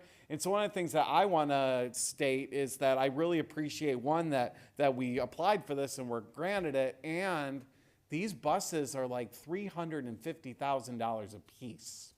And so if you heard 600,000, okay, this will help us to try that out and have those first buses that are out there that are electric, but also not have us like be having to eat $1 million worth of buses for something that we might go through some quote unquote growing pains with. So I think it's just really good stewardship. I think it's really awesome that we got this grant, and I appreciate the work that goes into it and went into it. So thank you for that. And then we talked a little bit about the CARES Act and the money and things of that sort. I'm really excited to see that those grants really support the Saline community as a whole. You heard things about school programs and cheerleading and cheer abilities, but also support for Saline area social services and some other groups that do some really, really crucial work in our community. So we're really glad to have that partnership with the city of Saline and with the community. And then the last thing that I will tell you that I and the Finance Committee are kind of watching closely is the budget process is kind of going through as Assistant Superintendent Owsley said, they're trying to land on what will the per pupil increases look like and some of that kind of stuff. I will be really interested to watch, and we want to watch where does this UAAL money kind of fall with regards to healthcare being funded at 140%? And how will that horse trade occur with regards to finance? Where does that money end up being allotted? Because the governor wants it in one place and the legislature wants it in another. So that's something that I've really going to have my eyes on, and hopefully we'll have an answer soon as our fiscal year begins July 1st. So that's that. And so I want to thank the team and Assistant Superintendent Owsley, as I said earlier, and that's the update. If anybody has any questions, let me know. Thank you, Treasurer Gerby. The very last discussion item regarding public-facing administrative guidelines, I had asked Trustee Eastep to postpone this 2 weeks ago, and thank you for graciously allowing that. There's been a lot of movements going on behind the scenes, but we'll probably touch on those. But if you want to start the ball rolling on this, Trustee Eastep, the floor is yours. Okay, thank you. I'm going to give, I guess, a little bit of history, and then also some specific things that I sent about administrative guidelines policy, and then also, I guess, some questions that we can talk about further. So I had sent, after I requested for it to be on as a discussion item, I had sent some information out, and so I'll sum up just some of the points. So per these policies, administrative guidelines and handbooks are considered to be an extension of the policy manual and binding upon all employees and students. As long as they are not inconsistent with board policies, oh, sorry, I missed the timeline, sorry. Yes, so copies of the district's administrative guidelines manual and each handbook shall be made part of the board's reference materials maintained in the district office, and this was prior to access of the public online forum platform. So going back to the timeline, so I guess that's kind of what we're talking about is there's been questions about whether the administrative guidelines are available to the public. I've been asking about the guidelines for a really long time. I'm aware that we purchased the guidelines along with the policies in 2018.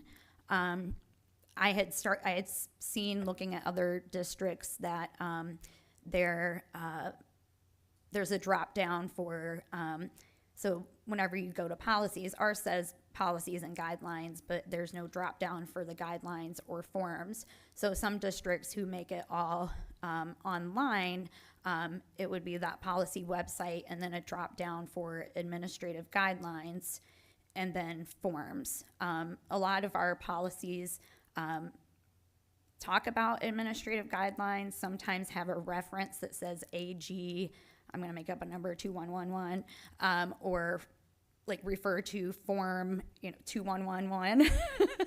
And so I've always been like, well, wait, like if the parent's supposed to fill out this, form or look at this administrative guideline, for example, like it's nowhere, right? Like how are they going to find that? So that's, I guess, why kind of questions like what are these administrative guidelines and forms that I've been kind of forming over my time as a board member.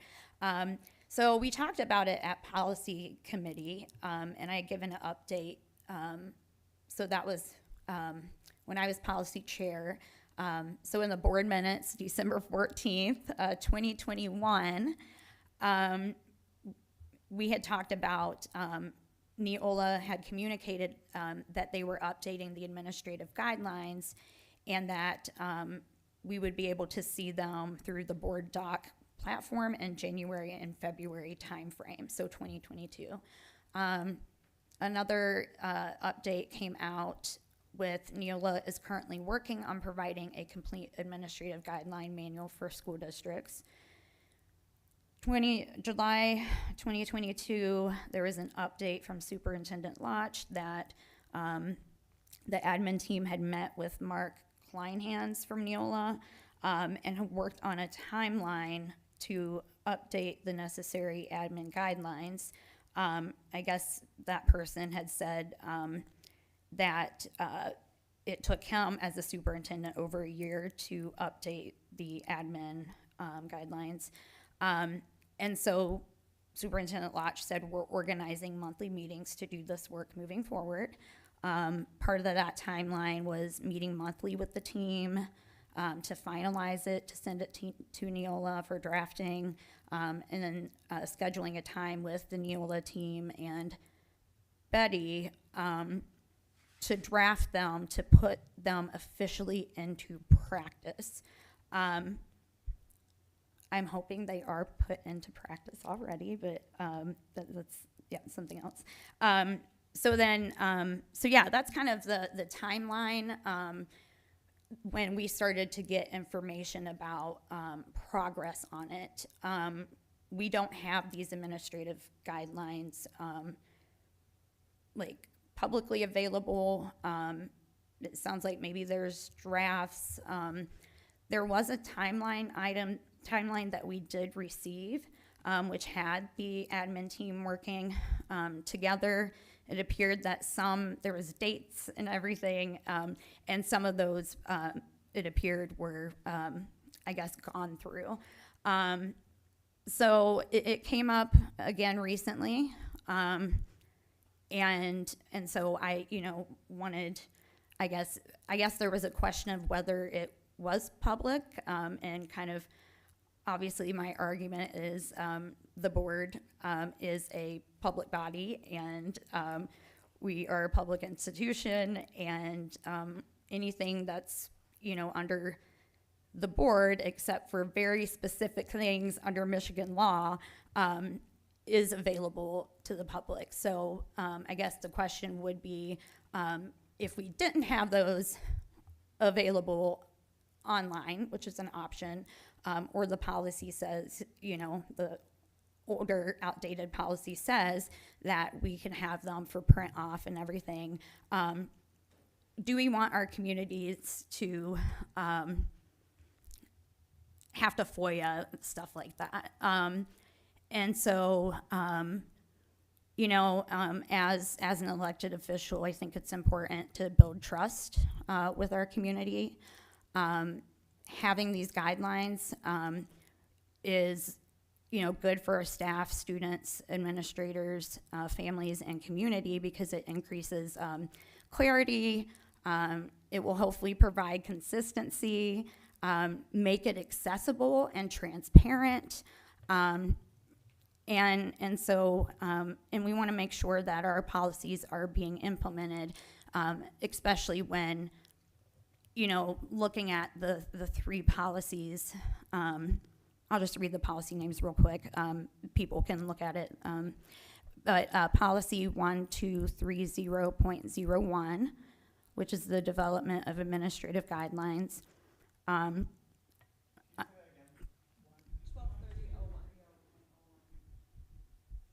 then policy 0132.2, administrative guidelines. So that's under the board tab there.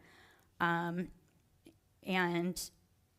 one of the things was these administrative guidelines shall be binding on the employees and students of this district. So it's like, if we're binding them to that, they may want to know what that looks like. Okay.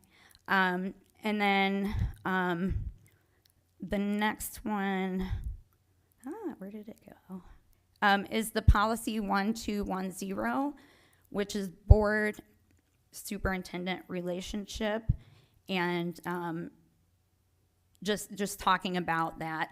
Our superintendent is the chief administrator of the school district, and responsible for the operation of the schools, And so their methods should be made known to the staff through the administrative guidelines of the district.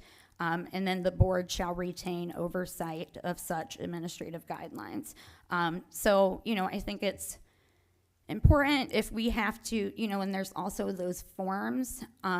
So I guess, questions that come up is looking at, can we make that public and accessible on, well, does the board want to, if that's where we have to go, voting or whatever, that putting it on the website, what's the new timeline, current timeline, and, are there guidelines that are completed that will get on there, how many are left, and then when can we make these guidelines and forms available to our entire district community?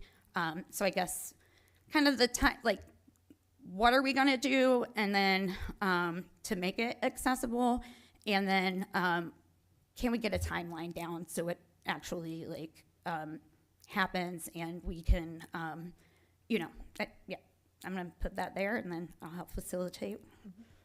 Can I respond to a few things? Okay. So this has been an ongoing topic, brought up, over the since my tenure, I guess, on the board. And so we have had a couple of different Neola reps since I've been on the board. And so I had requested that Betty schedule a meeting with Melody, who is our current Neola rep, because I wanted to know who has public-facing administrative guidelines, and also I wanted to know what the purpose or reasoning was to not have them public or to have them public. I wanted to know what the rationale was there. So we specifically talked about 1230.1 yesterday, and my intent is to get my notes written up for all of you. However, we were here late last night for SEAB. I'm still in school this week, so I came directly from work tonight for the budget meeting. So I have not had a chance to get these in writing, but my intent is to do that, and I will do that hopefully after this weekend. So if you could extend me that grace, I will do that for you. Yes, I'm doing that right now. Yep. So we met yesterday. Yes. So, and then I also want Steve to speak also. So, because we met together with Melody. So what I wanted to say is we specifically talked about 1230.1, and we, Steve has already been talking to her about that prior to this meeting, just trying to figure out, why haven't they historically been public facing? I will tell you that in our county, Washtenaw, ISD, and Ypsilanti are the only public facing administrative guidelines. Everyone else does not. In our county. No? Because she represents. Oh, okay. She mentioned, okay, let me mention the one specifically. She said Dexter, no. Chelsea, no. Grass Lake, no. Ypsi, yes. Milan, no. Manchester has no AGs. And some. There are others that do, like Lincoln does. Okay. Oh, because they're not Neola. Sorry. They're Yeah, not so Lincoln is Neola, not they're Miller Neola. John. Yeah. Okay. Okay. Neither is Milan is switching, and then there's another district that moved to Miller. Okay, so currently these are the ones that she gave us. Those 6 specifically. So I guess I'll just say of those 6 specifically, Ypsi was the only one that had them public facing. However, what I do want to just mention is that this policy from Neola is from 1995, and upon further reflection, Melody and other Neola reps, they are in agreement with us that there is revision that is needed in this policy, and she and I had some ideas about some ways that we could revise this policy to make it more up to date, and they're going to do that too, but I don't think we want to wait for that. So I will be working on that, and I'll also send that in the update. But what I wanted to say is that when Melody was talking to us, she said that if you ask one Neola rep, they'll say one thing. If you ask another Neola rep, they'll say another thing, because this policy is so old and antiquated. So the other thing that I was looking at my notes from what you were asking for. I'll let Steve speak to some of them, but the other thing that I just wanted to say is that there won't be administrative guidelines for every policy, because some policies it's not necessary. Like, for example, she used an example from the WISD that it said the finance director will handle the budget.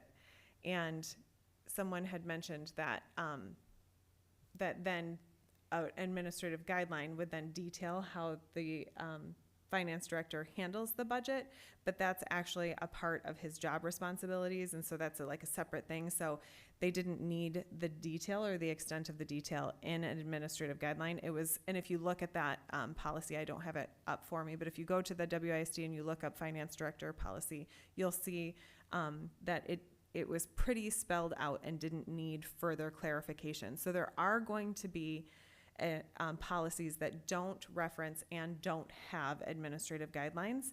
But I do want to hand it over to Steve, because in our discussion and in the work that he's been doing outside of me, because he's been working with Melody for quite a long time, he has some updates. So I just wanted to kind of give, I don't know, is that kind of a synopsis of, and then you can do the rest? Okay. Thank you, Jenny. Okay, so I'll go back on the timeline that Trustee Easta first mentioned, and that is true that we were working with Mark, the previous Neola rep, to start this process. However, it did quickly get kind of derailed with COVID, and that's on me for not, I changed priorities with this. So now that we're back with Melody, who's our new rep, we have, over the past year, been diving into the administrative guidelines. And the way we're approaching it is, what are the policies that we are using and implementing most right now, and trying to dive into, right now it's a little over 40 of the policies. So we have a draft of over 40 admin guidelines that will be ready to be released at the start of the next school year. And the question is, well, why aren't they ready now? Well, a number of them involve lots of other staff that we need input on. For example, there's one on nursing, so Karen Hervey is reviewing that right now. Bottom line is, the timeline is that we will have these over 40 admin guidelines ready to be released at the start of the next school year. Betty is finalizing them, and then what we'll do is we'll send them to Neola, who puts them in production, and then the next question is, well, where do they reside? And so when we did talk to Melody yesterday about policy 1230.01, which is development of administrative guidelines, I specifically did dive into the question at the very end, or the statement at the end, that Trustee Miller mentioned. A copy of the district's administrative guidelines manual and a copy of each handbook shall be made a part of the board's reference materials maintained in the district office. So we debated that for a while. And so what is your interpretation that we would, to me, that's, you put everything in a binder and go ahead and then you have it there for the board's reference. And, she agreed that's the interpretation. However, we both then did reflect, to your point, this is a policy from 1995. Our handbooks are already online, and therefore, when they revise it, all of that will likely say you post it online. And then therefore, she said, it's your call. There's the districts that she's now researching, and those that she represents are about 50-50.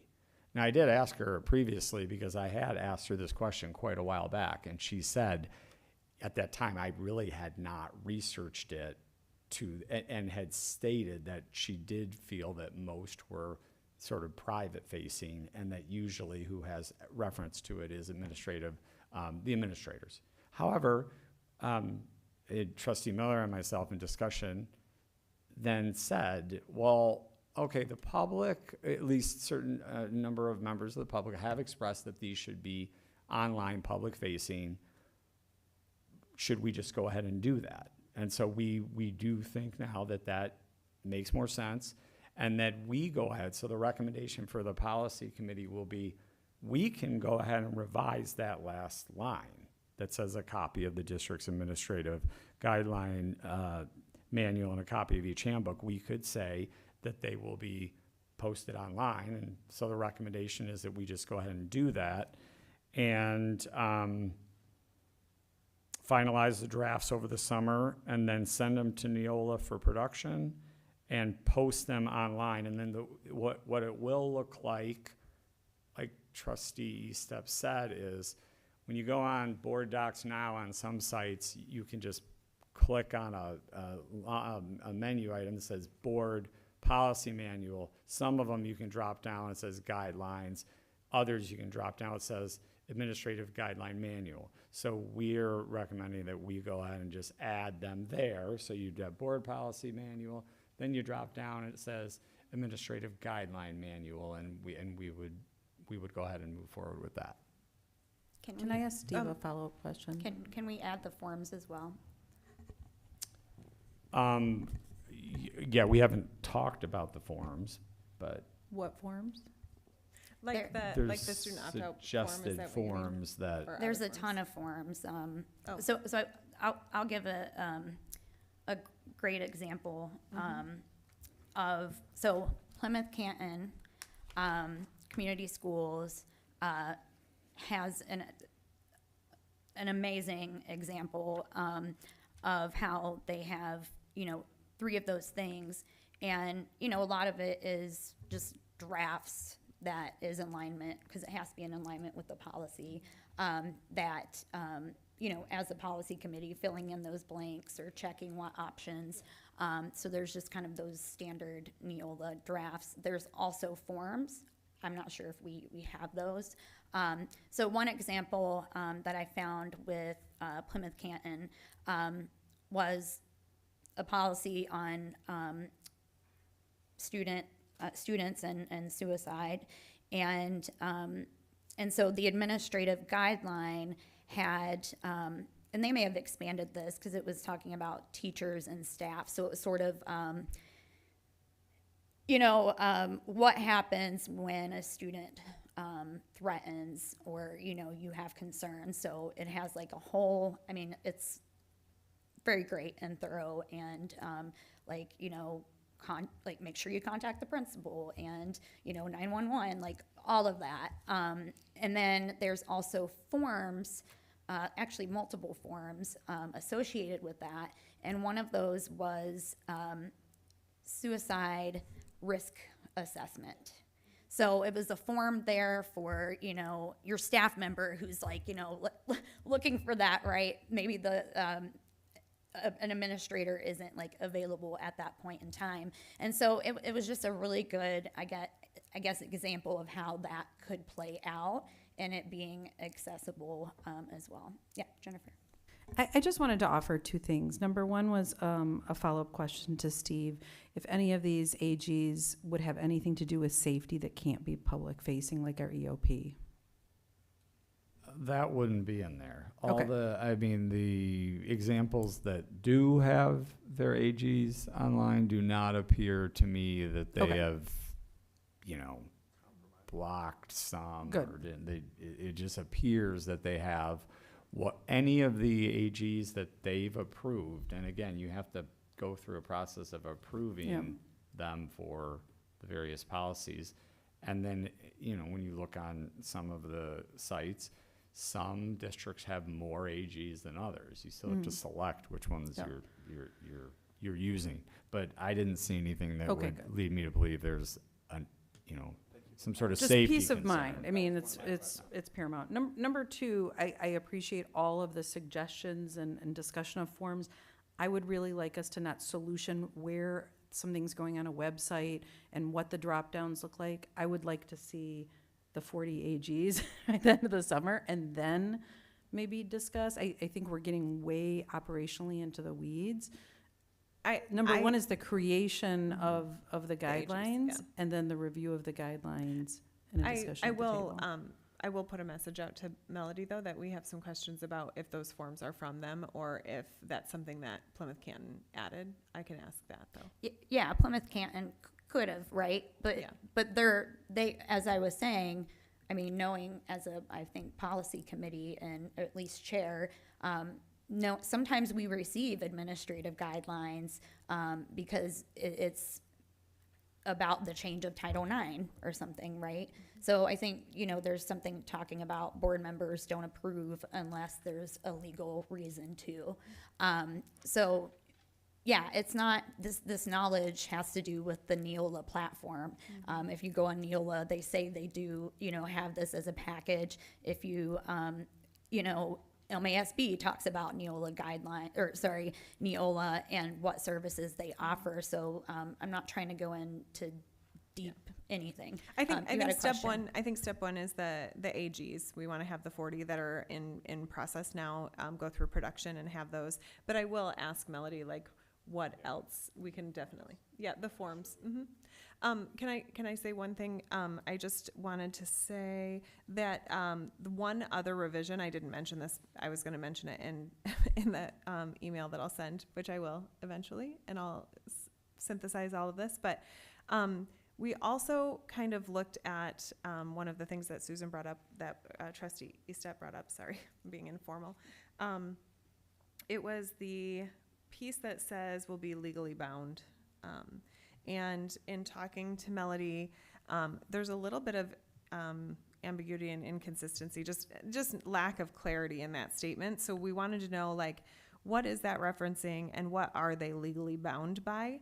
And so we do want to revise that portion of the policy also to say employees and students are bound by the handbooks that are updated and signed each year. So they're signing the handbooks, so they're not legally bound by the administrative guidelines, although the handbooks are created based on the administrative guidelines. So it says guidelines and It says guidelines and handbooks. Yeah, so she was saying that that there's a little bit of interpretation there, and she didn't think it was fair to say that students, they're not signing the administrative guidelines. They're signing that they are agreeing to the handbooks and that which is included there. So that would be something that we would discuss if we, when we come to revise that policy. So I have asked this question as well. As far as handbooks for our employees, staff handbooks, I don't know if we have those currently or how. Yeah. Well, I mean, you mentioned signing a handbook. The staff wouldn't sign. Right, I don't student believe handbook. we do. It's something that we will need to talk about with Carol and HR, but I don't believe we have a handbook that each staff signs. Okay. Staff member, not to my knowledge. Thanks. I know Tim had something. I just want to say, so what I'm kind of hearing, what I think, and 12/30/01, we'll get that revised. That's kind of a step one. Get the 40 administrative guidelines. I understand. Yeah. Yeah, but I think I understand that we're not going to have an administrative guideline for every policy. So I think that's important that we understand we aren't going to have that. And I do like the idea of having it on a website or something because, I'm not going to come in here looking for administrative guidelines in a manual. Just to So I add, appreciate that. a binder in 1995 was the height of technology, so. Oh, Brad. So I can appreciate the fact that Superintendent Lodge says that, this is something that is in development, it's something that they're willing to do. I will tell you, I am wading into this with some hesitancy, though. And the reason why is because I want to make sure that, there is language here that says the board itself will formulate and adopt administrative guidelines and rules only when required by law and when the superintendent recommends board adoption. My point is this. I also don't want to start getting into the board trying to like influence minutia of how our administrators are implementing policy, right? Like I am cautioned.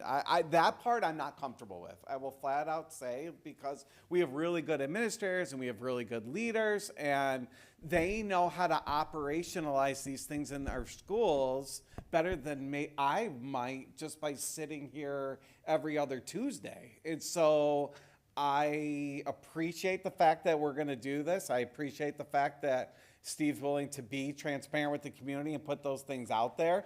I just want to be very cautious about how much we start to input, if you will, about how our administrators are going to do their jobs. Anyway, I just want to make sure I say that out loud. It gives me some real pause.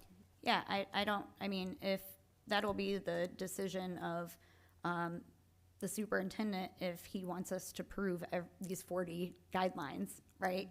I think kind of the Neola piece, whenever we do get administrative guidelines, and it's things that we do need to change because it's a legal change, right? And we want to make sure that happens.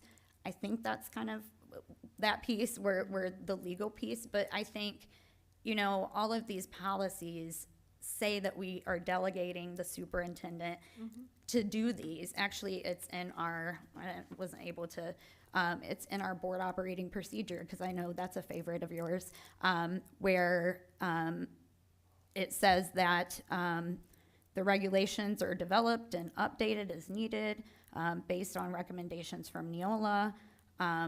And so it, you know, that's how we know that the policies we have are being implemented through that. Like, that's all of the policies. So the details, like. And I'm really glad to like hear that like our administrators and our superintendent are willing to say these are how, because I believe we are implementing our policies. I really do believe that, okay?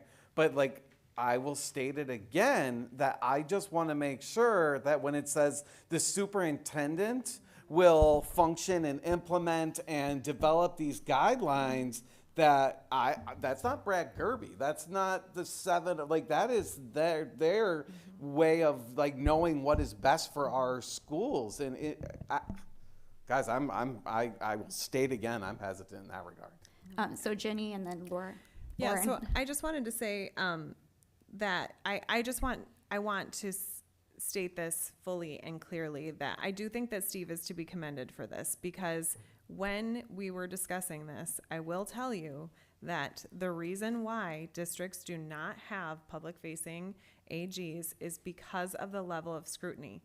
And what I will say is that the level of scrutiny became overwhelming and interfered with the business of districts, especially during COVID. So I just want to put that out there, that the level of scrutiny is a concern. However, our superintendent stated clearly in that meeting that he has nothing to hide, and that if the public is asking for transparency, then transparency is warranted. And if things are going to be scrutinized, then we will hear it. Oh, Lauren. Sorry, I am being casual. Trustee No, Gold. it's fine. So first, I'd like to express some disappointment with Neola here on the record. I mean, whether or not we think it's a good policy or not a good policy, it has been the policy that board members are supposed to have some sort of access to administrative guideline since 1995, before the pandemic, before anything else. And I know we didn't have Neola policies by then, but I don't think that's the fault of the superintendent or the district, but Neola shouldn't have a policy in our packet that we pay money for, that they can't even cogently explain, and that it's not updated. I mean, and it's important, right? It's not just some like policy on like, you know, turtles on school grounds or something silly. It's an important policy. It says that we have smart parents, they can read, and it's been ignored for many years. So that's my first point of view. Like, So I think because that policy has been on the books, whether they're going to change it or they're not going to change it, we have a responsibility to follow the policy as it stands now to the best of our ability. As to Trustee Gerby's consideration of us micromanaging, I don't think that is the intent. I think the intent is just that we have the ability to look at them. Nobody says that our input needs to be sought or that we have the ability to change them. They're not even saying that we have the option to have input before they get published. It sounds to me like what's going to happen is people, not this board, our people are going to look at this, write something, and spit it out. So as to like concerns about us having, it doesn't sound like, I mean, all it'll be is that we will know what the administrative guidelines are. The big question, I guess, for the board is whether they're going to be public facing. I would agree strongly with Trustee Eastep that they should be. I just think, especially since there's been so much question about it, and I also commend the superintendent that he's willing to consider that, because I think it just makes the most sense. I think the number of people who are actually going to look at every single thing is questionable, but I do understand that people did not always act in good faith. I have a couple of questions. So these are 40 administrative guidelines. Will these be the only administrative guidelines that the district will be using? In other words, I know Kara was working on administrative guidelines for the transgender policy. So does that... That's included in this. So will those that are released, the 40 of them, be a combination of Saline administrative guidelines and Neola administrative guidelines?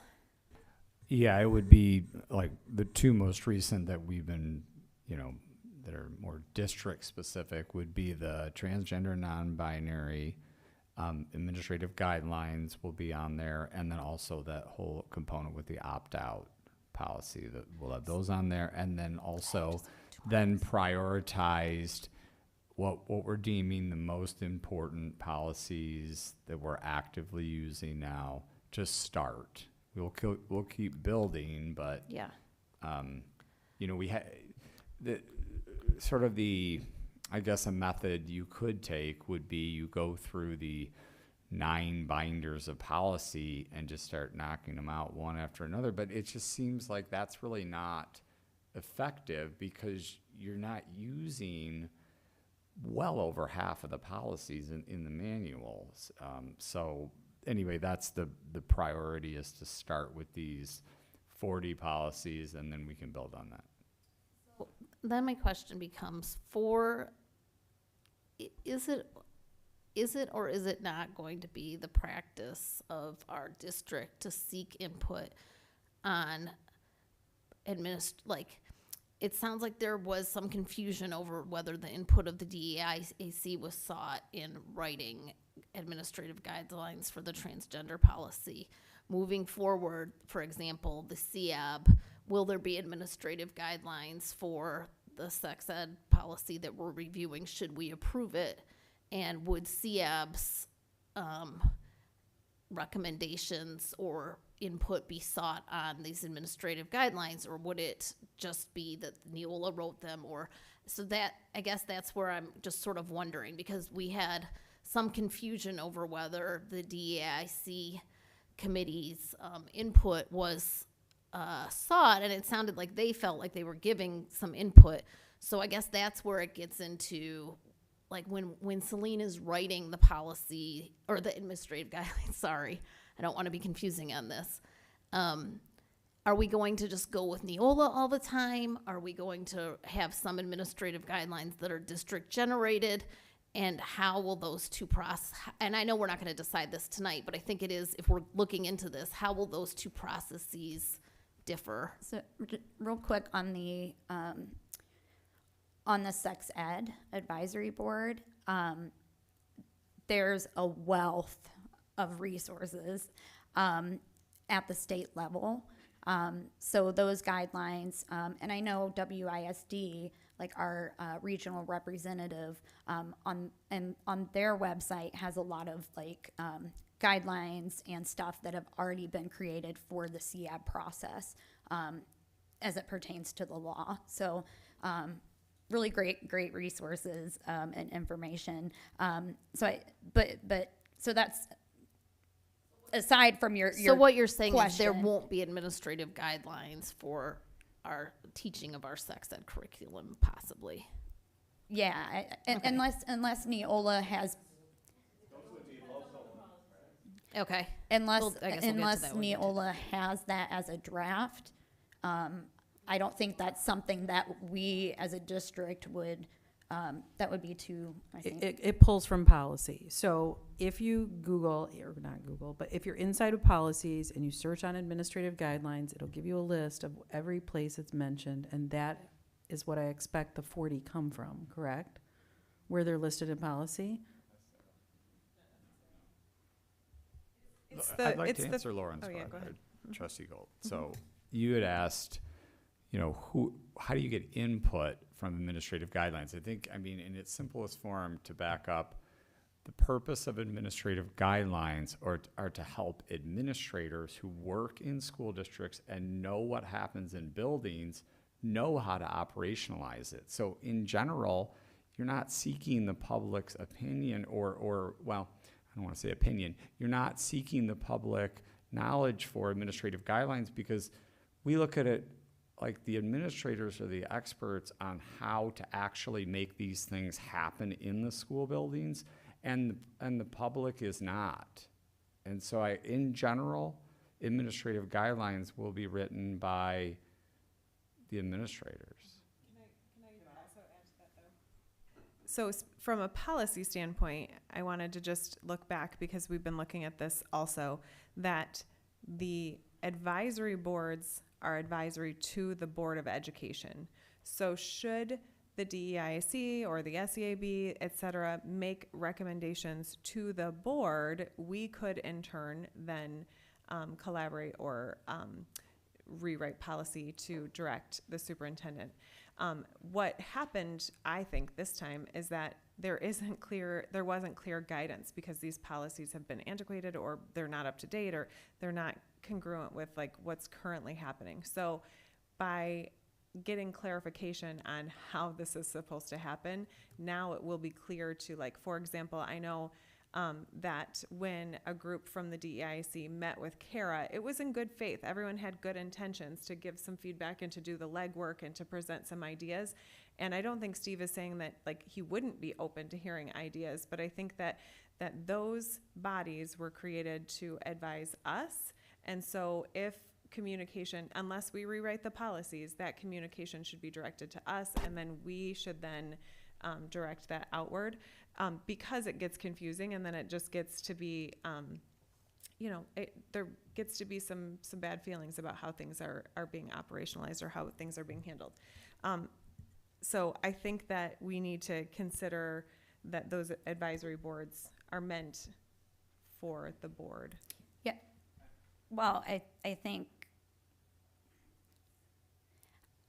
not everybody has a DEI advisory committee, right? And I think not everybody has a 3-year plan after not everybody experiences, racism to the level,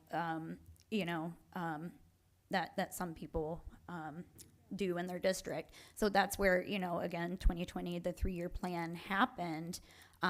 So yeah, it's guidance. So I guess to the board, for the board, but also to the district, right? And there is that latitude to do what you can, and why we have the DEI advisory committee to help support that.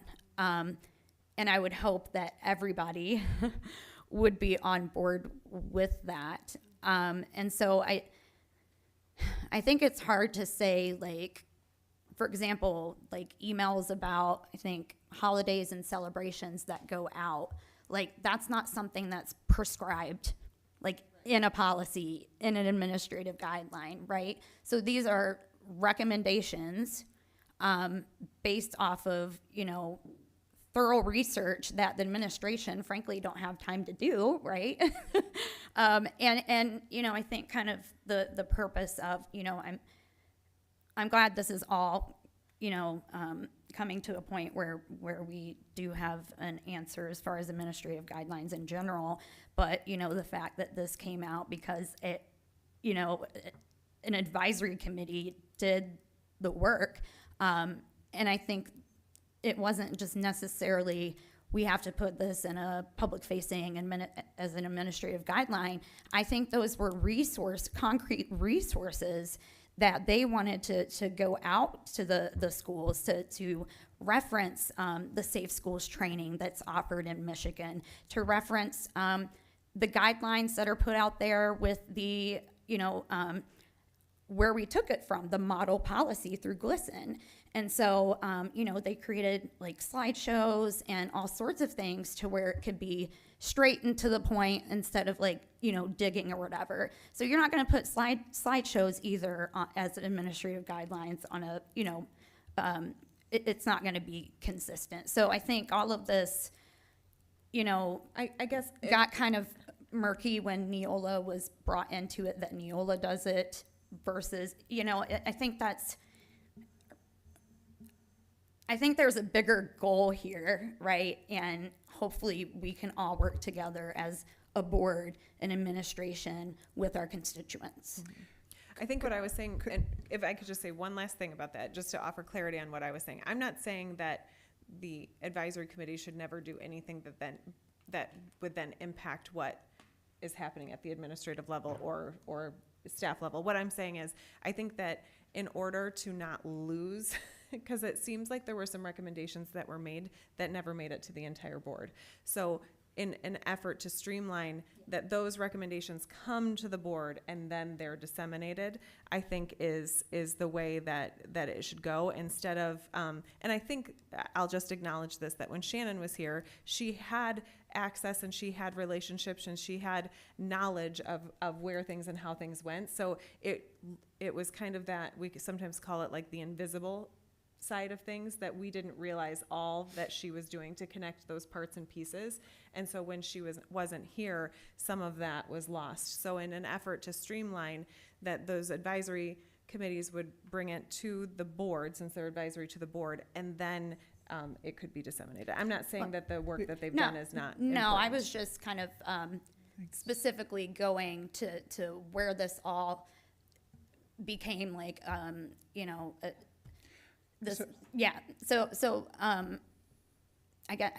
had a quick point. Sorry, Michael, were you saying something? I wanted to bring us back to the rest of the board meeting. I believe I heard your questions, your main question, and the sub-questions were answered and we discussed, and I'm sure this is not the last time we'll be having a discussion about this.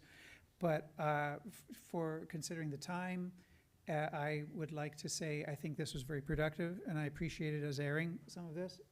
Brad, I think I may have cut you off, but it is getting late. I'm going to ask for administration and board updates now, and I'm going to forego my own whatever comment I was going to make, just in the nature of time, just to expedite things. So, Dr. Lutsch? Okay, I will do the same. So therefore, I only have one. I just want to bring everybody's attention that there was a really nice article written in the Sun-Times about Nurse Hervey, honored with the Distinguished Service Award. The award acknowledges a person who has continually supported or uniquely contributed to the Michigan Association of School Nurses, school nursing, or school health services in the past 5 years. So I'd encourage you to Google that. Sun-Times, Nurse Hervey, Yeah, it was very good and well-deserved. Thank you. We'll start at one end and move along.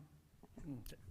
So as some things wind down, some things ramp up, and what I've noticed is a lot of construction equipment and materials at every building site. So Rex looks like he has a fun summer ahead of him.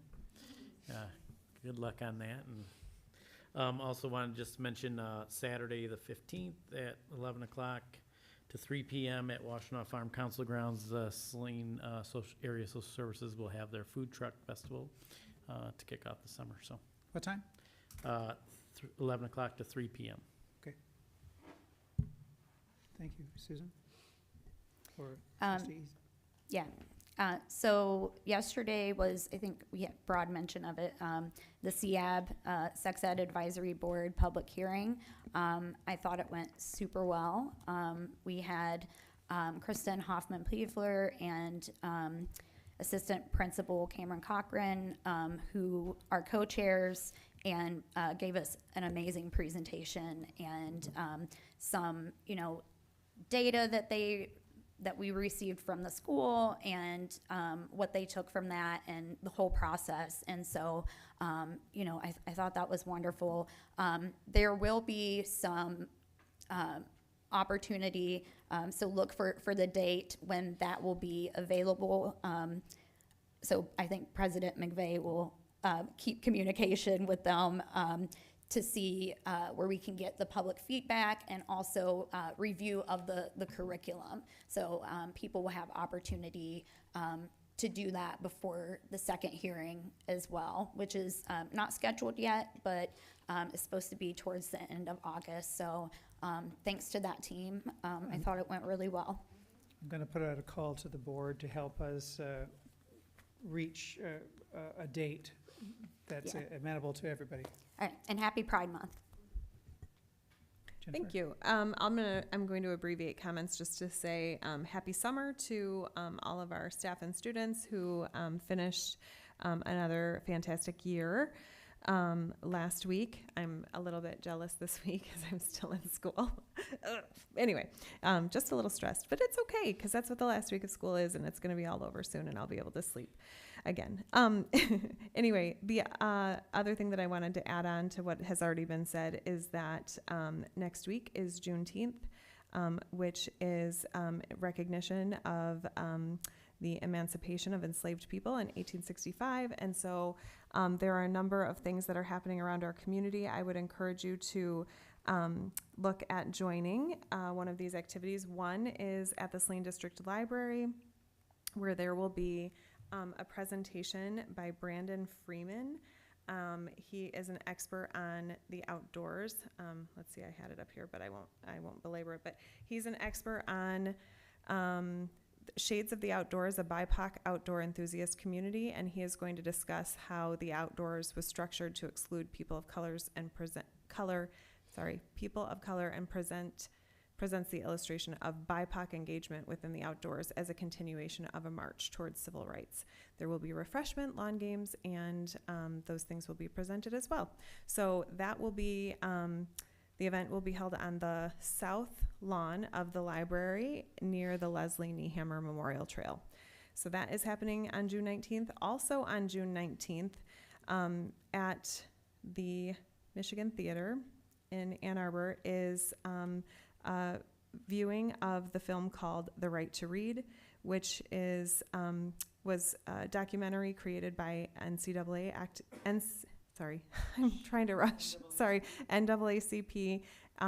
activist Kareem Weaver.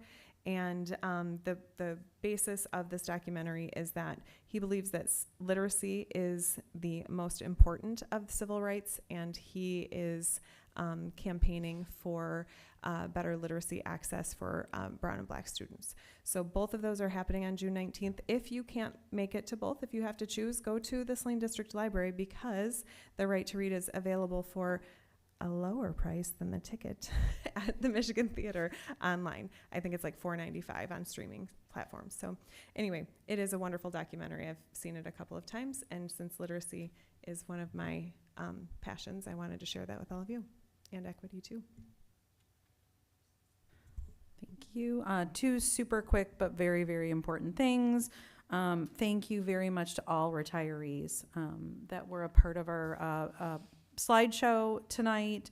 I heard 695 years of service and knowledge, and I think that's something that bears repeating.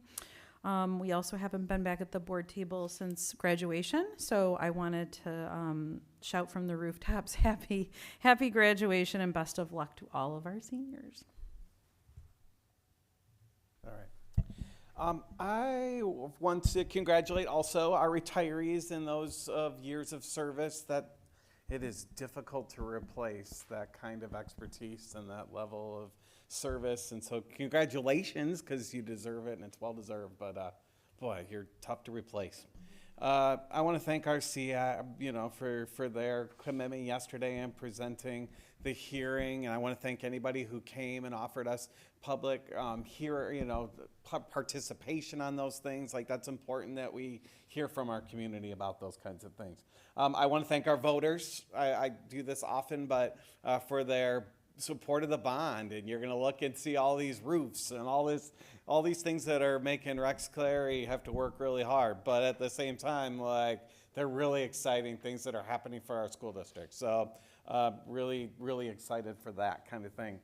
Thank you for sharing about Juneteenth activities, and I was really happy to be able to attend the flag raising, and I'm really proud of our community and that, for so many things. And speaking of one last thing I'm proud of, something that's been really important to me has been speaking to literacy and specifically to dyslexia. You guys know I sent a forward on, and I want to give a shout out to an extraordinary staff member of ours, Caroline Stout, who was featured in a podcast from stateside, where she and Senator Jeff Irwin, were working hand in hand to try to enhance bills that were related to literacy and really money that is dictated to being able to have early interventions, and specifically around dyslexia. And that's been some of the conversations I've had with some people just in our community and what have you. So I had mentioned those things to Dr. Lotch, and I had mentioned those things to Mr. Musson, and when they sent that information to me, I was so happy to be able to send it out that, like, Caroline Stout is out there representing Saline in this incredible way for the work that she's doing. And so I want to make sure that I give props to that and how much I appreciate our district's commitment. So thank you to all of our staff, to all of our students. It is summer. It is so deserved, and thank you, thank you, thank you. Briefly, I had something to say for Pride Month, but I have several things to say, and I guess I will just say let's celebrate pride and individuality and those brave individuals in our community who are celebrating. I wanted to highlight that the first Friday in June was National Gun Violence Awareness Day, and I wanted to remind the community the importance of safe gun storage, not just for people with toddlers, but people with teens, all people, all humans, people with depression in the family. Please, please, please go get a gun lock, store your guns safely. It really could save a life, and a heartfelt empathy and sympathy to anyone who's lost a loved one to gun violence.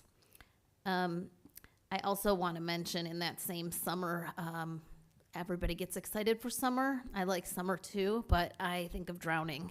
And so I want to encourage the community and our educators, those people who are around kids, to remember to always be supervising kids around water, and anything we can do as a community to help parents have eyes on kids, to have lifeguarded events, and to get our kids into swim class early is also appreciated. And not just little kids, but remind your teens, if you're in open water, you should be wearing a life vest. I just can't get into June without having those comments.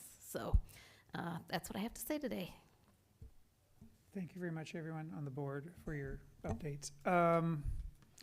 I'd like to entertain a motion to authorize the consent agenda as printed. So moved, Stebbin. All right. Support. Who supported it? Lauren G. supporting. Thank you. All in favor, please say aye. Aye. Aye. It's 7-0. We're all here. Items on the next agenda, sir. So we're starting with a scheduled report from Ryan Rowe, County CTE Director. As requested, the board had asked to find some updates there, and we will. And then second, we'll be doing an update on the superintendent listening sessions and perception of equity survey. And then finally, I'll be sharing our bullying report as another scheduled report. Very And good. then we'll have superintendent evaluation Right. update, or Excellent. quarterly update. Quarterly. It is a lot. Well, tonight was a lot too. Sarah Youssef, you're on deck. I'd like to invite the public for the final leg of the public comment section. And Sarah Youssef, you're up. You no longer have privilege of being a student, sadly, but you do have the privilege of being here first. Awesome. Hi, everyone. My name's Sarah Youssef, and I'm just up here to say a few words after Jennifer Stibbin officially announced that she'll be rerunning for the next school board election. Well, choosing to be her senior advisor on her campaign, she told me a few things that really stuck out to me, but most importantly, that it's always about the students. Getting kids through graduation well prepared for what's ahead, and helping our community foster respectful dialogue while moving forward has always been priorities of her. I'm so glad to see this through every aspect. I recently graduated from Saline High School, and I'm so thankful for her role to give back to my community by supporting people like her. Saline gave me so many opportunities, such as being chosen as a U.S. Senate Youth Delegate and speaking in debate and ethics national final rounds.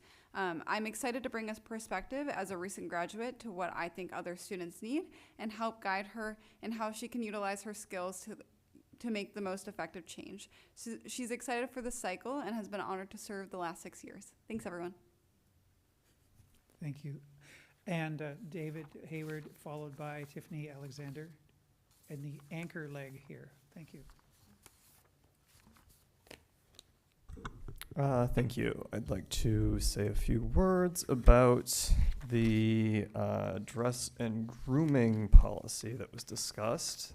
I think that the idea that the district would deliberately choose to make decisions without seeking input from all of the stakeholders that are affected by it is a strange one. Two very important sets of stakeholders are being left out here. First of all, parents. Not every family can afford to run out and buy a new wardrobe because of the fiat made by the administration. And most importantly, students who, after all, have to wear the clothes and groom themselves and are legally required to be here.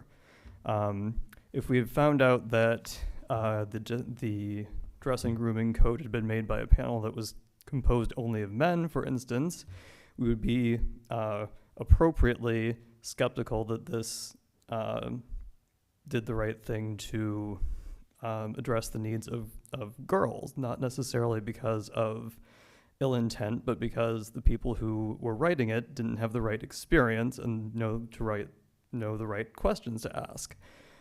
We should think the same thing when we see that a group that's lacking in diversity in terms of race, ethnicity, religion, socioeconomic status, disability status, sexual orientation, and gender identity is going to be the arbiter of dress and grooming for all the same reasons.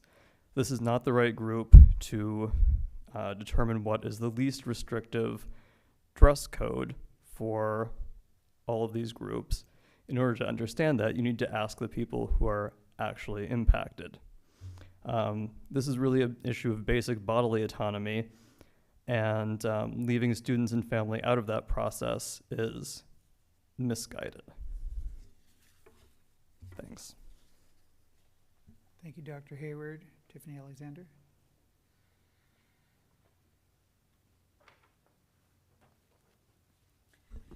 I want to talk about DEI lens and the importance of maintaining it. One of the things I heard over and over and over again as I was sitting here was everybody's an expert. One thing I am acutely aware of is what I am not an expert in, which is why when writing guidelines, I ask admin, I ask students, I ask staff, I ask teachers, because I know what I'm not aware of.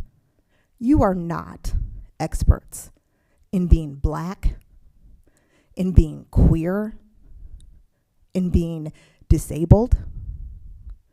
You are not experts in any of that.